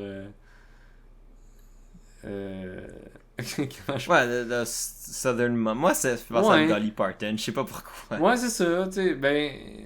Tu vois, Dolly Parton, je pense qu'elle a pu aller loin. Mais Heather, pas tant.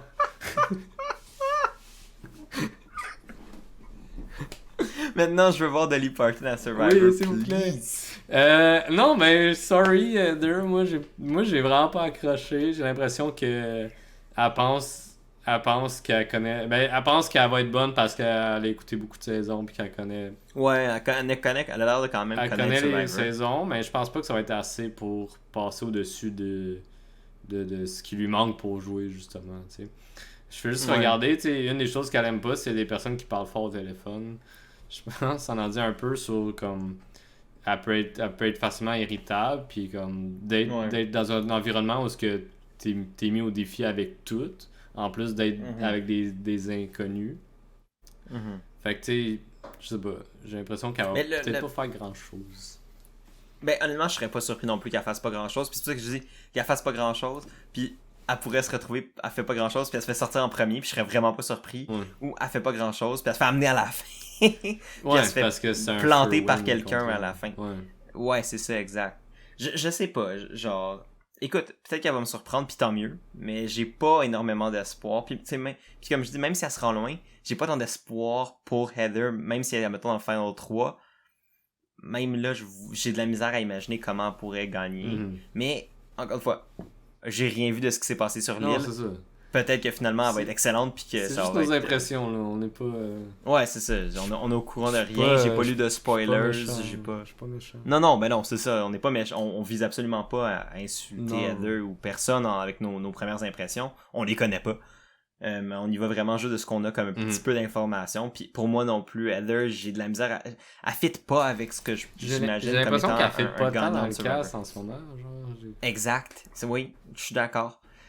Écoute, peut-être qu'on va se tromper. Mais moi aussi, j'ai cette Mais impression. ça fait partie de la game, tu sais, Survivor, ils travaillent fort à chaque saison pour avoir un cast vraiment diversifié, autant dans l'âge que dans les valeurs, que l'ethnie, que la culture, tu sais, fait comme... Ouais. Puis je trouve que, écoute, dans une saison maintenant où il y a plus de diversité, d'avoir quelqu'un qui ferait plus partie du casting traditionnel de Survivor, j'ai hâte de voir comment ce clash-là potentiel va se faire. Mais puis je dis pas clash au sens négatif de la chose, mais juste cette comparaison entre une personne qui était plus dans le casting traditionnel versus les nouvelles mesures qui ont été mises en place pour avoir un casting plus diversifié. Yes. Ben, j'ai hâte de voir, mais honnêtement, j'ai hâte de voir le premier épisode, voir si Heather est définitivement la première personne à partir ou si finalement elle va peut-être rester assez longtemps pour s'intégrer à un groupe et toffer longtemps. On verra. Ensuite, tout le contraire de Heather, on a le joueur le plus jeune, si je me trompe pas, de la saison. Jairus Robinson, jeune homme de 20 ans, encore étudiant au collège à Oklahoma City. Hey, désolé. C'est ça. Moi, j'ai bien aimé Jairus. Je pense qu'il est quelqu'un de très positif, très enjoué de la vie. Moi, j'ai bien aimé sa vibe. Je sais pas à quel point qu'il va être stratégique, mais je pense que le monde, ils vont bien rire avec, puis c'est peut-être ça qui va l'aider à rejoindre des gens dès les premiers jours. Puis en étant un jeune homme, il a l'air aussi à être prêt à bien défendre sa place physiquement dans les challenges et tout. Fait que moi, je pense que Jairus peut se rendre pas pire loin. Est-ce qu'il se rend passer le merge? Je dirais que oui. Est-ce qu'il sera à la fin? Peut-être pas. J'ai l'impression qu'il n'y a peut-être pas ce qu'il faut au niveau stratégique pour se rendre aussi loin. Mais j'ai bien hâte de le voir, puis je pense qu'on va bien rire avec lui durant la saison.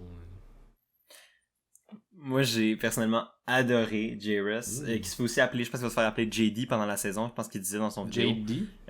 Ouais, JD. Moi, je l'ai adoré. J'ai vraiment cliqué avec JD.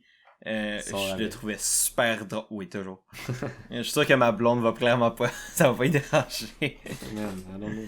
On sait jamais. Non, mais pour le vrai, j'ai vraiment trippé sur JD. Il m'a l'air super sympathique. Le gars, c'est un tripper de Survivor. Genre, probablement le super fan de la saison. Le gars, il dit qu'il mange Survivor depuis qu'il est jeune. C'est un peu ton nouveau Adam. Potentiellement. Mais moi, moi, Adam, qui est mon joueur préféré, qui est un super fan. Qui est un peu des comme, super fans de...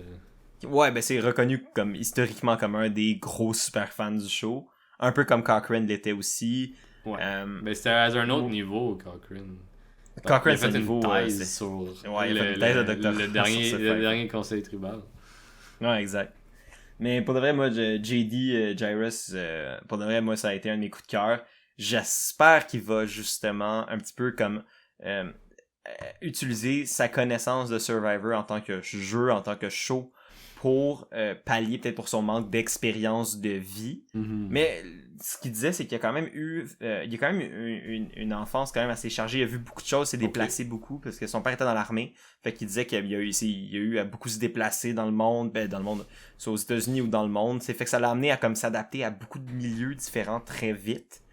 Fait que même s'il a juste 20 ans, il a l'air d'avoir quand même du vécu, ce qui pourrait pallier pour comme son manque d'expérience, son manque d'expérience de vie amené par l'âge, mais il l'a vécu par sa circonstance de vie. J'espère pour lui que ça, son background va le permettre de justement pallier à peut-être son manque d'expérience de vie en âge. Mais pour de vrai, moi je trouve que le gars, il va bien s'intégrer socialement. C'est le genre de gars que je pourrais l'imaginer, bien s'entendre avec pas mal tout le monde dans sa tribe, même s'ils sont pas ses alliés nécessairement, parce que juste socialement, le gars est charmant, il est le fun, c'est un bon vivant.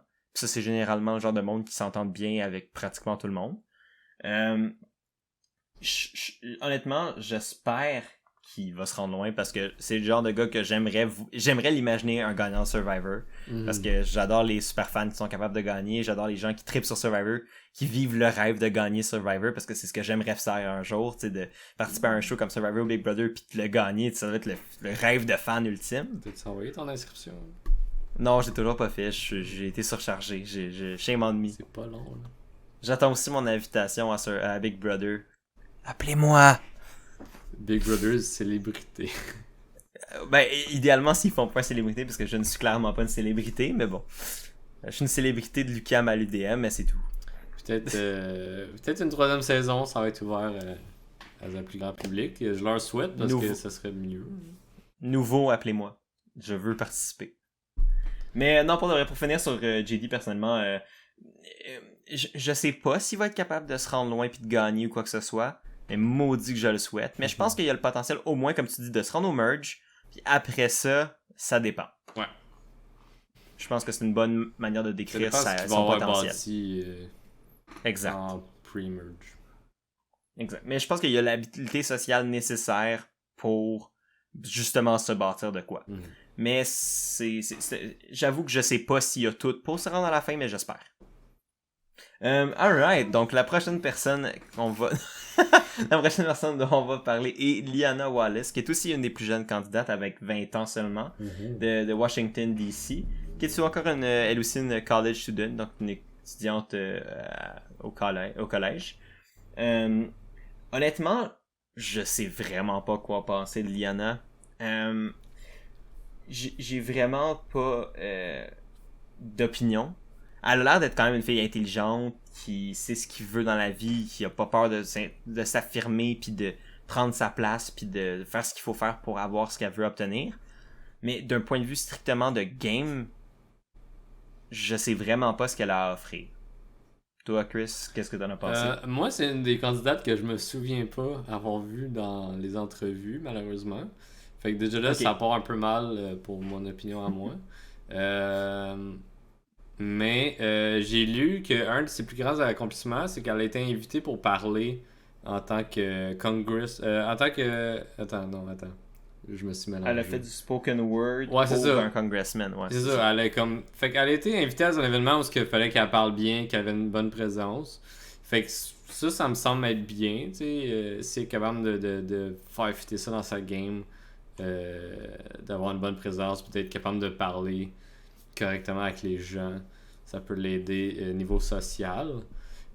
Sinon, à part ça, pour vrai, je m'excuse, je me souviens pas de toi, Liana Wallace, dans les vidéos. Fait que j'ai pas grand chose à dire de plus. C'est ça, moi non plus. Je sais pas quoi en penser. Honnêtement, elle pourrait être la candidate un peu surprise que j'avais aucune attente, puis que finalement elle va bien s'intégrer, socialement elle va être bonne, puis elle a l'air d'être brillante comme personne. Fait qu'elle a selon moi le potentiel stratégique nécessaire, tu sais. Elle a l'air d'être intelligente émotionnellement. Après ça, encore une fois, c'est une question, est-ce qu'elle va être capable de s'intégrer dans son groupe? Est-ce qu'après ça, elle va trouver sa place dans la game, puis être capable de s'adapter puis survivre? J'y souhaite, mais je le sais juste pas. Fait que pour moi, Liana, j'ai comme feeling, je l'imagine quasiment comme un merge booth. C'est comme, elle se rend au merge, mais elle toffe pas longtemps dans le merge. Mais, parce que, mettons, elle est pas dans le bon side des numbers, ou parce que elle a pas assez de capital social pour la soutenir plus loin dans le jeu. Mais, je serais pas surpris que ce soit l'inverse, puis que finalement, elle se rende loin, puis qu'elle soit justement un petit peu underrated, puis finalement, elle arrive au Final Tribal Council, puis qu'elle pète tout le monde. Parce que justement, elle a l'air elle a une aisance avec les mots. Puis elle peut bien pitcher un cas pour elle de gagner. C'est possible. C'est un scénario que je pourrais imaginer comme étant plausible. J'ai hâte de voir Liana. Pour de vrai, je suis intrigué. Yes. Prochain candidat? Ouais, c'est à toi ou à moi? C'est à moi. Ouais, donc je te laisse. Fait que, prochain candidat, homme de 35 ans, qui s'appelle Nazir Mutalif, qui vient du Sri Lanka, puis on a parlé beaucoup dans ses entrevues. Ouais. En ce moment, il habite en Californie, à Morgan Hill, puis c'est un manager de vente. On sait pas où, mais un manager de vente. Je pense qu'il disait dans les hôtels ou un affaire de même dans une entrevue. Mais ouais, il a parlé beaucoup de son expérience au Sri Lanka, en fait, de sa vie avant d'arriver aux États-Unis. Puis que c'était pas évident, il a vécu dans la grande pauvreté. Fait qu'il n'y avait pas grand chose. Il n'y avait pas beaucoup de biens matériels. Il n'y avait pas beaucoup d'électricité. C'était pas tout le temps. En fait, je pense qu'il n'y avait juste pas d'électricité. Il y avait à peine de l'eau qui coulait. Puis il y avait une petite toilette qui était un trou dans le sol. Fait que je pense que niveau survie, lui, il peut juste bien s'en tirer. Là. Il est comme déjà passé par là. À part ça, est-ce qu'il va être capable de s'intégrer? C'est plus ça. S'il travaille en vente, j'imagine que oui. Ça doit être quelqu'un qui est capable de bien parler. C'est sûr que là, il y a un accent à ce que le monde va bien comprendre. Parce que, tu sais, on sait jamais, des fois, il y a du monde qui accroche là-dessus. Puis ça peut être aussi niaiseux qu'ils comprennent pas tous les mots qu'il dit. Ouais. Mais de ce que j'ai vu dans les entrevues, il avait l'air à quand même bien se débrouiller en anglais. Puis il se l'est appris lui-même. Fait que... Ouais, non, le gars, il a l'air d'être quand même... C'est quelqu'un qui a travaillé pour tout ce qu'il y a eu dans la vie. Il y a beaucoup de vécu. Ouais, c'est ça. Fait que, tu sais, je pense que c'est quelqu'un pour qui... en tout cas, la survie dans les éléments, pour lui, c'est vraiment la personne dans l'histoire de Survivor pour qui je suis le moins inquiet. Je pense que c'est la personne que je vais être le plus surpris qu'il se fasse genre medevac si jamais quelqu'un se fait medevac. Mais c'est ça. Des fois, c'est ça. Des fois, c'est ça. C'est le monde qui sont le plus prêts pour jouer à Survivor. Que genre, il y a une connerie, ils se font blesser durant un challenge, ça s'infecte. Puis... Ouais, bye bye. Mais non, tu sais, pour de vrai, je pense que Nazir, honnêtement, a du potentiel sur le plan de toffer la game, il est prêt pour Survivor. Je pense qu'il est capable de s'intégrer. Tu sais, il est passé du Sri Lanka dans la jungle à être un directeur de vente aux États-Unis. Tu sais, comme il dit lui-même, il a vécu le American Dream. Il a d'avoir énormément de vécu, comme tu l'as dit. Ça, c'est le genre de bagage qui va lui permettre de s'adapter à n'importe quelle situation qui va lui être mise devant dans Survivor. Moi, mon seul problème avec Nazir, c'est est-ce que stratégiquement, il connaît Survivor? Ça, je le sais pas. On n'a pas vraiment beaucoup d'informations dans sa biographie sur le site, sur c'est quoi sa connaissance de Survivor, c'est quoi sa connaissance de la stratégie de Survivor. Puis c'est ça, moi, qui me fait peur avec Nazir, c'est est-ce que le gars sait comment jouer à Survivor ou c'est comment se joue Survivor. Puis que surtout en plus dans une saison de 26 jours où là, le rythme va être décuplé. Est-ce que ça va pas être un peu trop vite pour Nazir? Je le sais pas. Faut qu'il s'adapte rapidement, mais à 37 ans, est-ce qu'il va être capable de suivre autant la parade qu'il l'a fait? Que d'autres. Que d'autres plus jeunes, tu sais. Mais à voir. Moi, je pense qu'il peut bien s'en tirer. Ouais, moi aussi. C'est le genre de personne que j'ai de la difficulté à prédire son classement parce que justement, il y a comme des facteurs et ça va vraiment me nécessiter que je le vois jouer pour avoir vraiment une bonne tête de ce que ça va donner. Mais honnêtement, c'est le genre, encore une fois, c'est le genre de candidat qui est tellement comme unique, qui a une histoire unique, qui a un background unique, que c'est le genre de gagnant qui sera un gagnant intéressant à étudier dans le futur. Tu sais, à dire, ben, ok, Nazir est un gagnant différent des autres, voici pourquoi. Est-ce que son histoire en tant que survivant de la vie en étant dans la jungle dans le passé, et de là à gagnant de Survivor, ça pourrait être un arc narratif intéressant à suivre. J'ai hâte de voir ce que ça va donner. C'est le genre de joueur qui m'intrigue. On va voir. Donc, prochaine personne, c'est Rickard Foy, je pense que c'est comme ça qu'il le prononçait, 31 ans, qui est un agent de bord de l'État de Washington, qui est un homme, comme il le dit lui-même, c'est un homme malentendant, brun et gay. Donc, il s'était auto-décrit comme ça. Ça a l'air d'être une personne quand même assez intéressante à regarder. Le gars il était quand même charismatique. Le gars il savait bien se vendre, il avait confiance en lui, sans être nécessairement trop baveux. Honnêtement, j'ai pas eu beaucoup d'informations sur comment il va jouer sa game, mais tu sais, en même temps, il avait l'air de savoir que tu sais, il voulait pas être trop physiquement dominant dès le début pour pas que le monde le pointe du doigt, fait qu'il est quand même en shape un peu, tu sais, c'est pas le plus bodybuilder de la gang, mais le gars il est quand même athlétique. Fait que tu sais, il sait qu'il faut pas qu'il soit trop au début pour pas non plus s'amener une cible vers le dos quand le jeu devient individuel puis que le monde cherche des raisons pour sortir les plus forts. Puis que justement, en deuxième moitié de game, c'est là qu'il sort sa game physique puis que là, il se met à gagner des challenges un peu plus puis qu'il s'impose physiquement. C'est pas tout à fait fou. Ça m'indique qu'il y a quand même une certaine stratégie. Mais est-ce qu'il va être capable de, l'appliquer? Est-ce qu'il va être capable de, 2, s'intégrer? C'est ça que je me demande pour Rickard. Mais en tant que personne, je suis curieux de voir comment il va jouer la game. Je pense que en tant qu'agent de bord, il y a un petit plus niveau social parce que sa job requiert qu'il soit attentionné avec les gens, qu'il soit bon à bien s'entendre avec les passagers de l'avion. Fait que je pense qu'il va être capable de bien s'intégrer au groupe. Ce qui me ferait un peu plus peur, c'est que s'il prend trop les devants socialement, genre s'il est trop comme hey, aimez-moi, c'est moi le gars drôle, j'aime tout le monde, blablabla. J'ai l'impression que ça va peut-être plus le nuire dans sa game sociale. Mais j'ai vraiment l'impression que socialement, il va bien s'intégrer. Puis après ça, comme tu dis, physiquement, il risque d'être surprenant pour les autres joueurs s'il veut pas trop performer en début de game. Mais trop stand-out, en fait. Là, parce que, il va pas trop se démarquer au début. Exact. Puis après ça, se démarquer à la fin quand c'est nécessaire. Ouais, exact. Mais ce que je trouve intéressant d'avoir lu sa bio un peu pendant que tu parlais, il a l'air d'être quand même très self-aware, très conscient de ce qu'il dégage, de ce qui est, de c'est quoi ses limites, mais aussi de ce qu'il faut qu'il fasse. Il dit, certains joueurs dans le passé ont pris, mettons, certaines situations trop personnelles, ont été trop facilement pris par leurs émotions, puis c'est là qui a causé leur chute. Il a l'air d'être assez conscient du fait que il faut que tu sois capable de prendre un certain recul sur ce qui se passe dans la game, puis agir après, et non juste réagir sous le coup des émotions. Cette espèce de capacité-là de recul, puis d'analyse, puis de réflexion de sa propre game à lui, puis de ses propres réactions, même rassure quant au fait que le gars socialement, stratégiquement, il va être capable de se débrouiller. Donc honnêtement, j'ai quand même de l'espoir pour Rickard. Je pense que c'est le genre de joueur qui, selon certaines circonstances, pourrait se rendre loin. Puis je serais pas opposé à ça pantoute.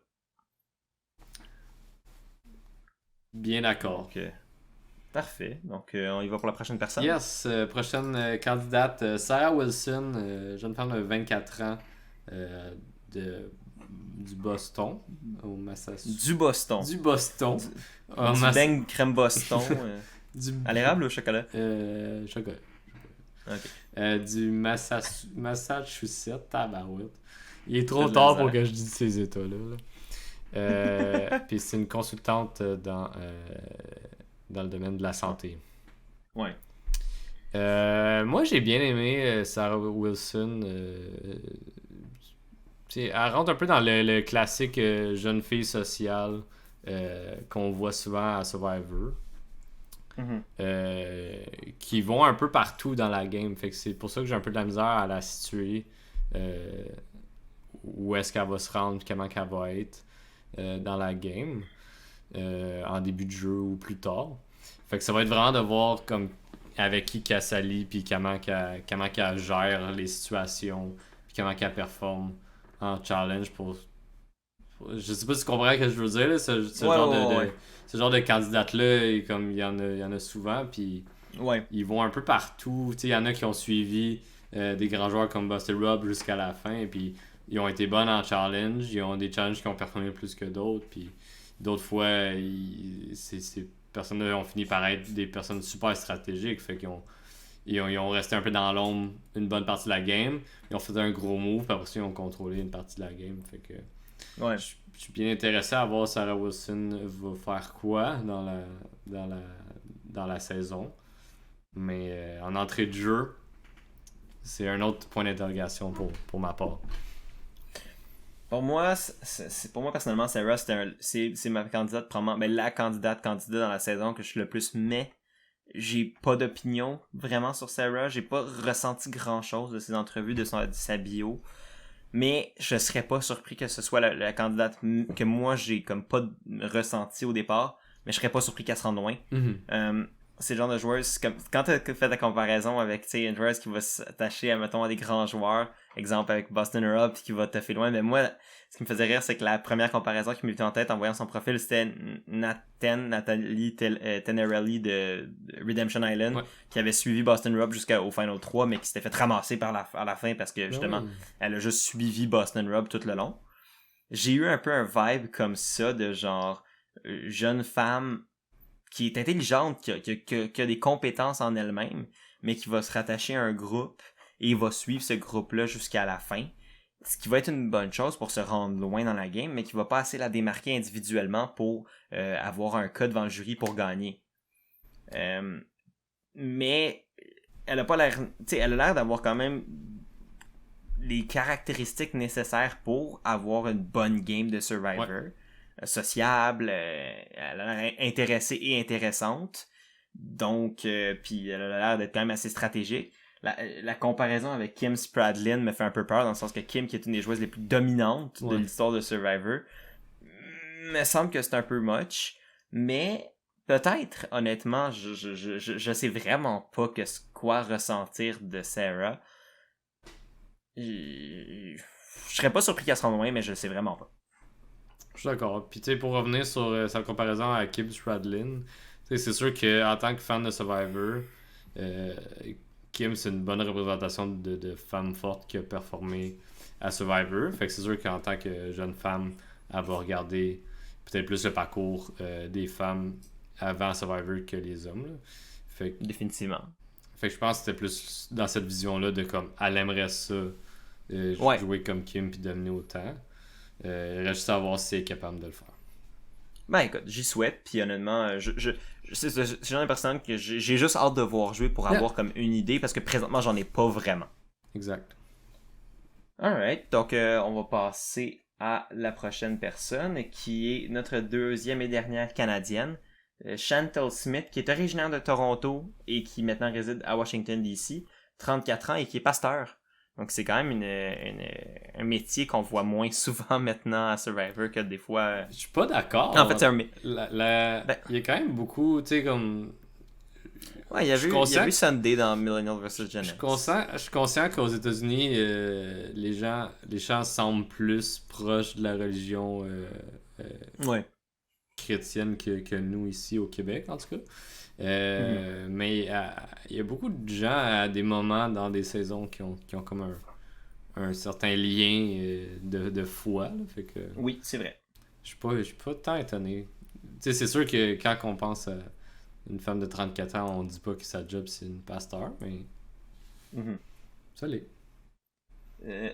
J'ai une Kim à travers son profil qui je dis What is something we would never know from looking at you? I was in a gang. Donc, elle a un passé... elle a peut-être un passé trouble, puis elle s'est revirée vers la religion. Vers la religion. Who knows qu'est-ce qui l'a amené vers ça, mais... Ben écoute, genre, je pense que c'est I think living on the streets, developing a strong work ethic and practicing excellence in all I do and put into words, bref. Genre, elle pense qu'elle a quand même vécu beaucoup de choses qui l'ont amené à être une personne qui va travailler fort, va avoir les outils nécessaires pour bien performer dans Survivor. Je pense que c'est l'un des personnes qui pourraient être capables de justement s'intégrer dans un groupe, vraiment devenir une personnalité centrale à ce groupe-là, et après ça se rendre loin grâce à ça, et puis être capable stratégiquement de se démarquer de ce groupe-là. Honnêtement, j'ai quand même une bonne opinion de Chantel. Elle m'a quand même semblé comme quelqu'un qui va se débrouiller dans la game, mais je suis pas encore convaincu à 100%. J'ai mes réserves quelque peu sur elle. Mais c'est sûr que j'ai un petit peu côté chauvin parce que c'est une Canadienne, j'ai envie de la voir réussir. Ouais, moi aussi. Il y a ce côté-là que j'aimerais ça que la gagnante cette saison soit une des deux Canadiennes. Mais ça serait le fun. Oui. Puis probablement que ça boosterait la popularité de Survivor au Canada, ce qui est pour nous, en tant que fans canadiens de Survivor, une très bonne chose. Mais c'est ça, j'ai hâte de voir ce que Chantel a à offrir. Je pense qu'elle a un profil unique. C'est une pasteur qui était gang de rue avant. C'est quand même unique comme background. Puis c'est intéressant de voir comment ça s'applique à Survivor. Puis comment elle va amener cette expérience de vie-là assez unique dans Survivor.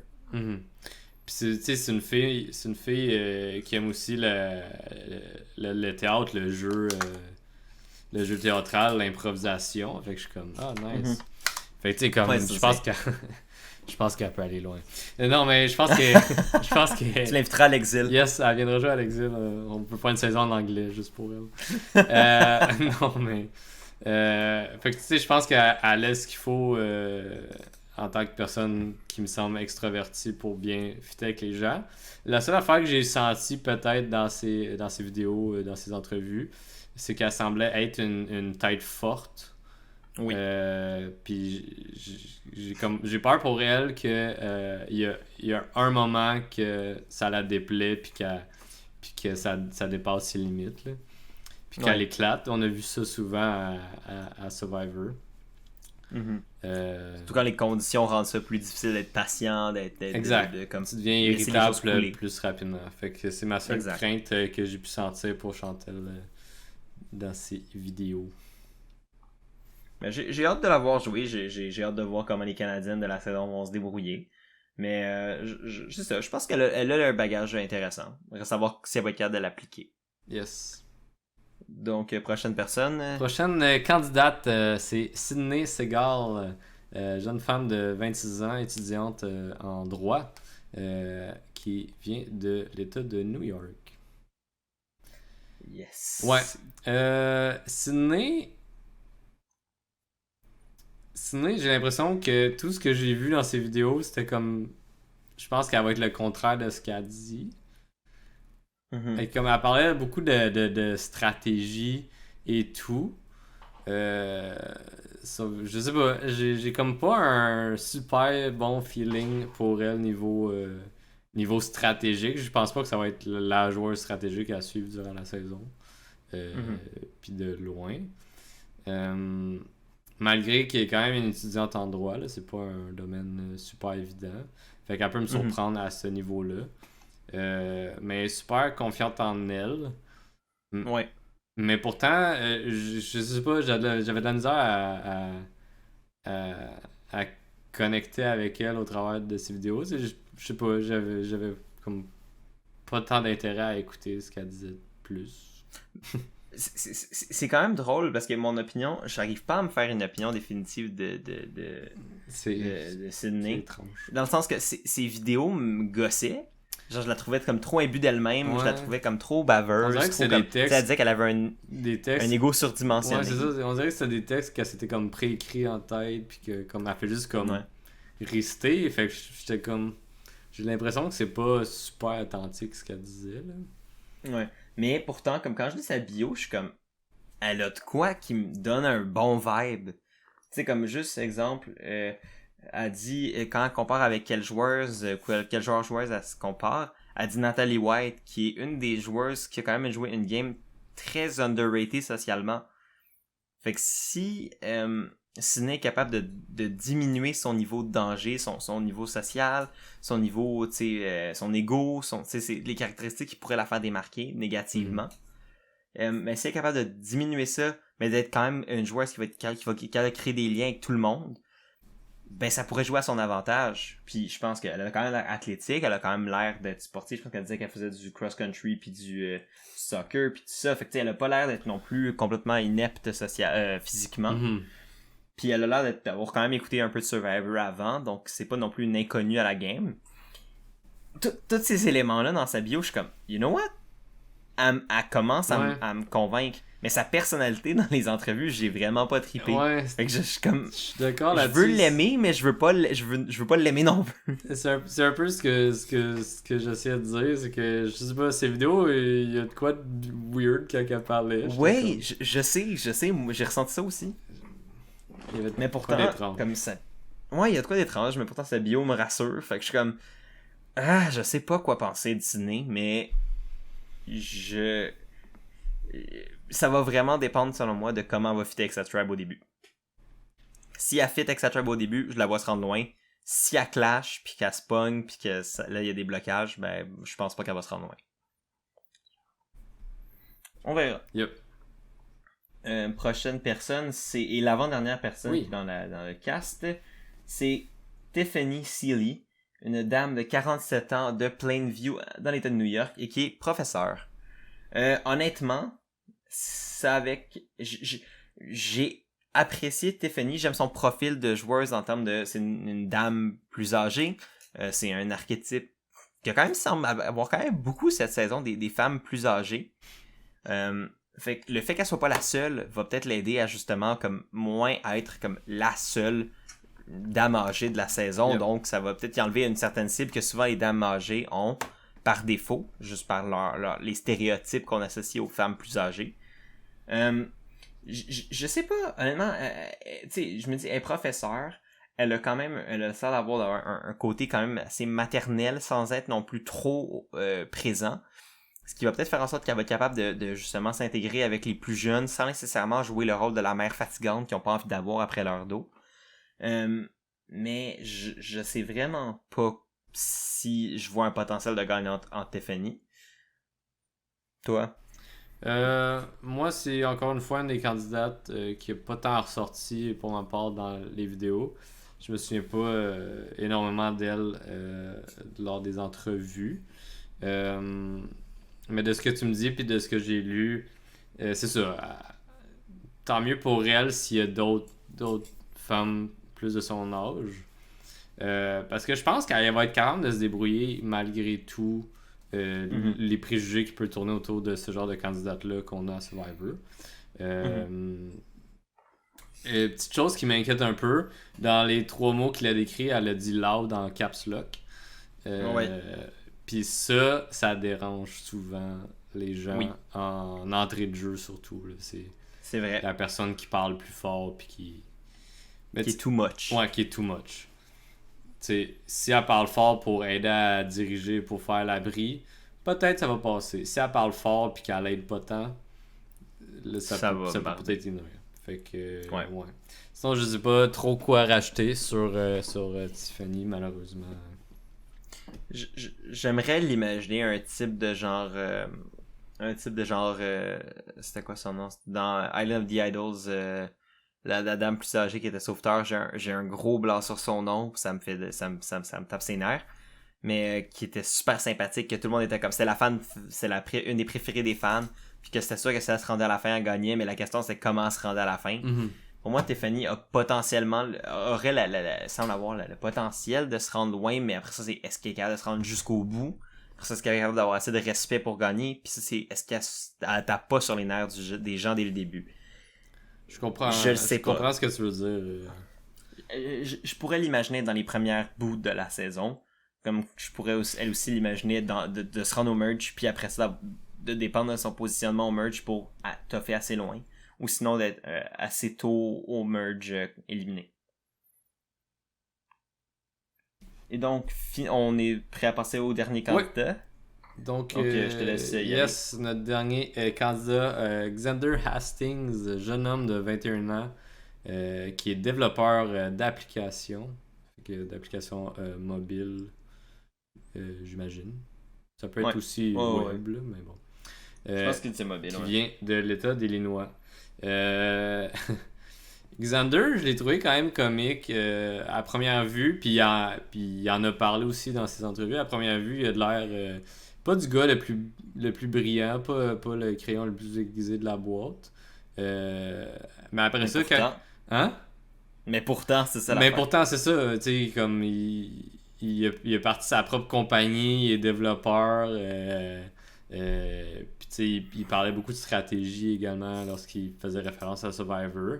Fait que c'est juste de la façon qu'il est, tu sais, c'est comme un pretty boy de 21 ans qui a une voix qui sonne un peu d'homme. Ouais.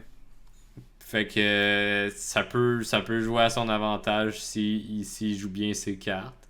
Sinon, c'est déjà arrivé que ce genre de persona-là a joué à Survivor puis a dit « Ah, ben je suis plus intelligent qu'on le pense », puis finalement, il l'était pas vraiment. Il l'était pas. Fait que à voir Mais- si Xander va être capable de bien s'adapter au jeu. Mais je pense que physiquement, il va être dominant également, par contre. Ouais, il a l'air d'être vraiment solide physiquement.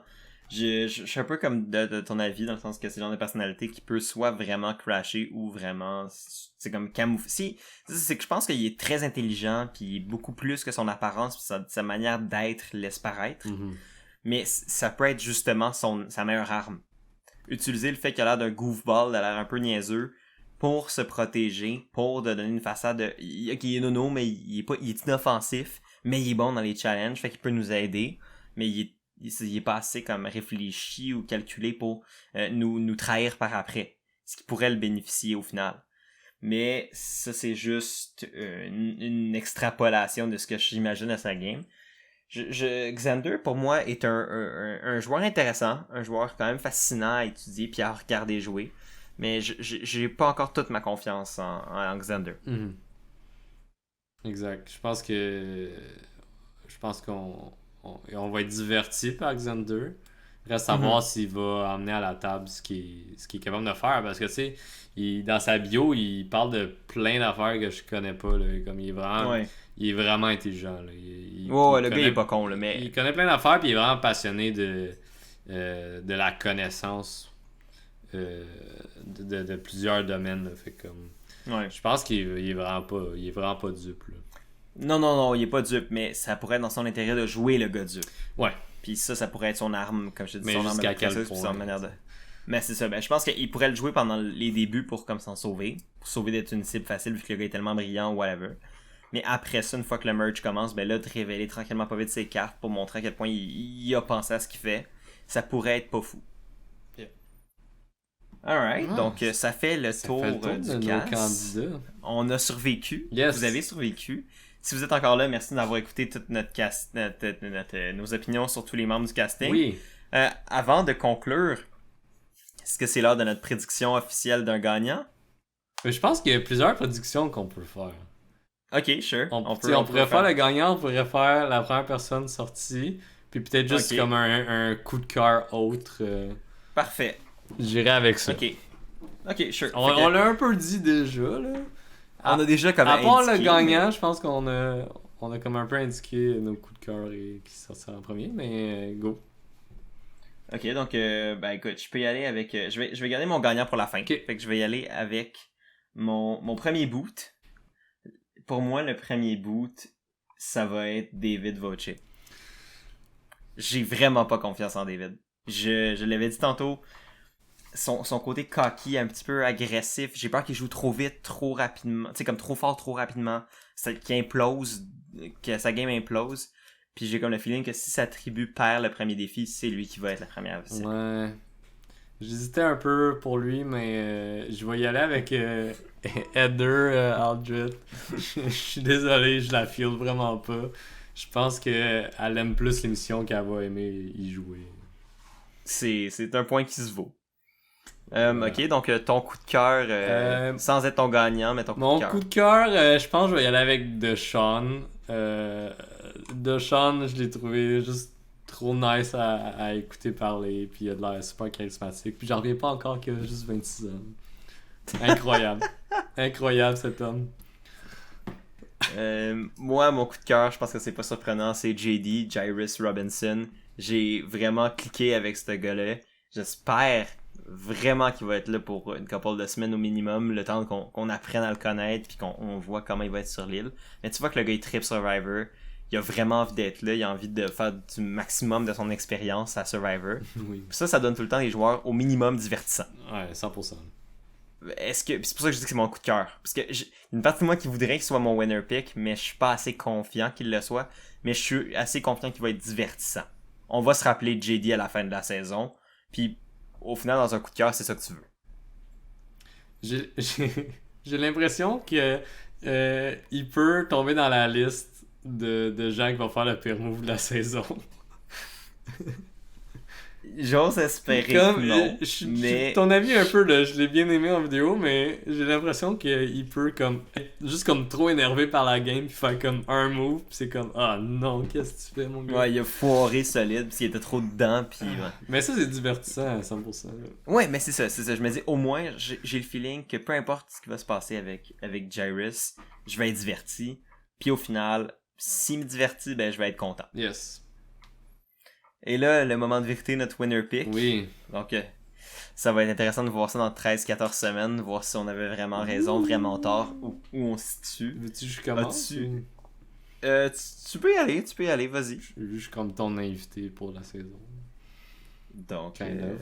Kind of. Donc, moi, je pense que ça va être heavy. Ouh, intéressant. Je pense qu'on est dû pour une nouvelle saison avec une intellectuelle qui rapporte ça. Puis comme, tu sais, Cochrane il a été super bien aimé, je l'ai bien aimé jouer. Puis elle me donne un peu la même vibe, même qu'elle l'a dit elle-même, là, que elle feel un peu cette vibe-là. Je pense qu'elle va être divertissante à voir. Elle va faire des moves intelligents, puis elle va être bonne en puzzle. Puis j'adore les challenges de puzzle. J'adore cette partie-là des défis d'équipe et individuels. Moi,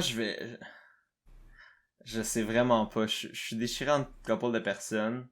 Puis j'ai comme un feeling. J'ai un feeling que la personne qui va gagner cette saison va pas être quelqu'un que je vais avoir prédit gagner. Dans le sens que ça va être quelqu'un qui va vraiment me surprendre. Je sais pas pourquoi. Je pense que je vais y aller avec Erika Kasupanan, la Canadienne en communication. Ouais. J'ai pas d'indice spécifique de pourquoi, mais j'ai comme le feeling que ça va être une saison qui va être un peu marquée par je sais pas trop qu'est-ce qui va se passer. J'ai un bon feeling avec Erika. Je pense que socialement, elle va être capable de s'amener elle-même loin. Je pense que physiquement, elle a l'air d'être quand même capable de... Tu sais, elle a l'air d'être quand même en forme. Elle fait de la boxe. Elle fait de la boxe puis de la fitness. Fait que tu sais, c'est pas non plus quelqu'un qui va être physiquement inapte. Non. Je pense qu'elle a le package puis elle a l'air de quand même être... Tu sais, moi, c'est sa combinaison de joueurs de Todd puis Brenda qui m'a vraiment convaincu que j'ai comme un feeling positif de comment elle pourrait vraiment dealer avec la game. Je sais pas, tu sais, elle a l'air d'être capable de quelqu'un qui va jouer la game stratégique, qui va jouer la game physique, qui va jouer la game sociale. Pour moi, elle a les 3 piliers, puis elle m'a convaincu dans les 3 piliers. Puis il y a le côté un petit peu chauvin de j'aimerais ça que ça soit une gagnante canadienne. Puis honnêtement, j'ai non seulement ça, mais j'ai un bon filet. Fait que moi, je pense que mon winning pick, ça va être Erika Kasupanan. Parfait. C'est enregistré. Fait qu'on s'en reparle dans 14 semaines pour savoir à quel point ça va être le premier bout de la saison. Puis on va être dégueulasse dans nos prédictions. Puis ça va être Heather. Puis David va au chill Final 2. Mais on va voir la semaine prochaine qui va être sorti en premier. Hein? Parce que là, on a fait des prédictions entre David et Heather. Imagine si c'est ces deux-là qui sont sur le chopping block. Ça serait quand même très drôle. Ça serait incroyable.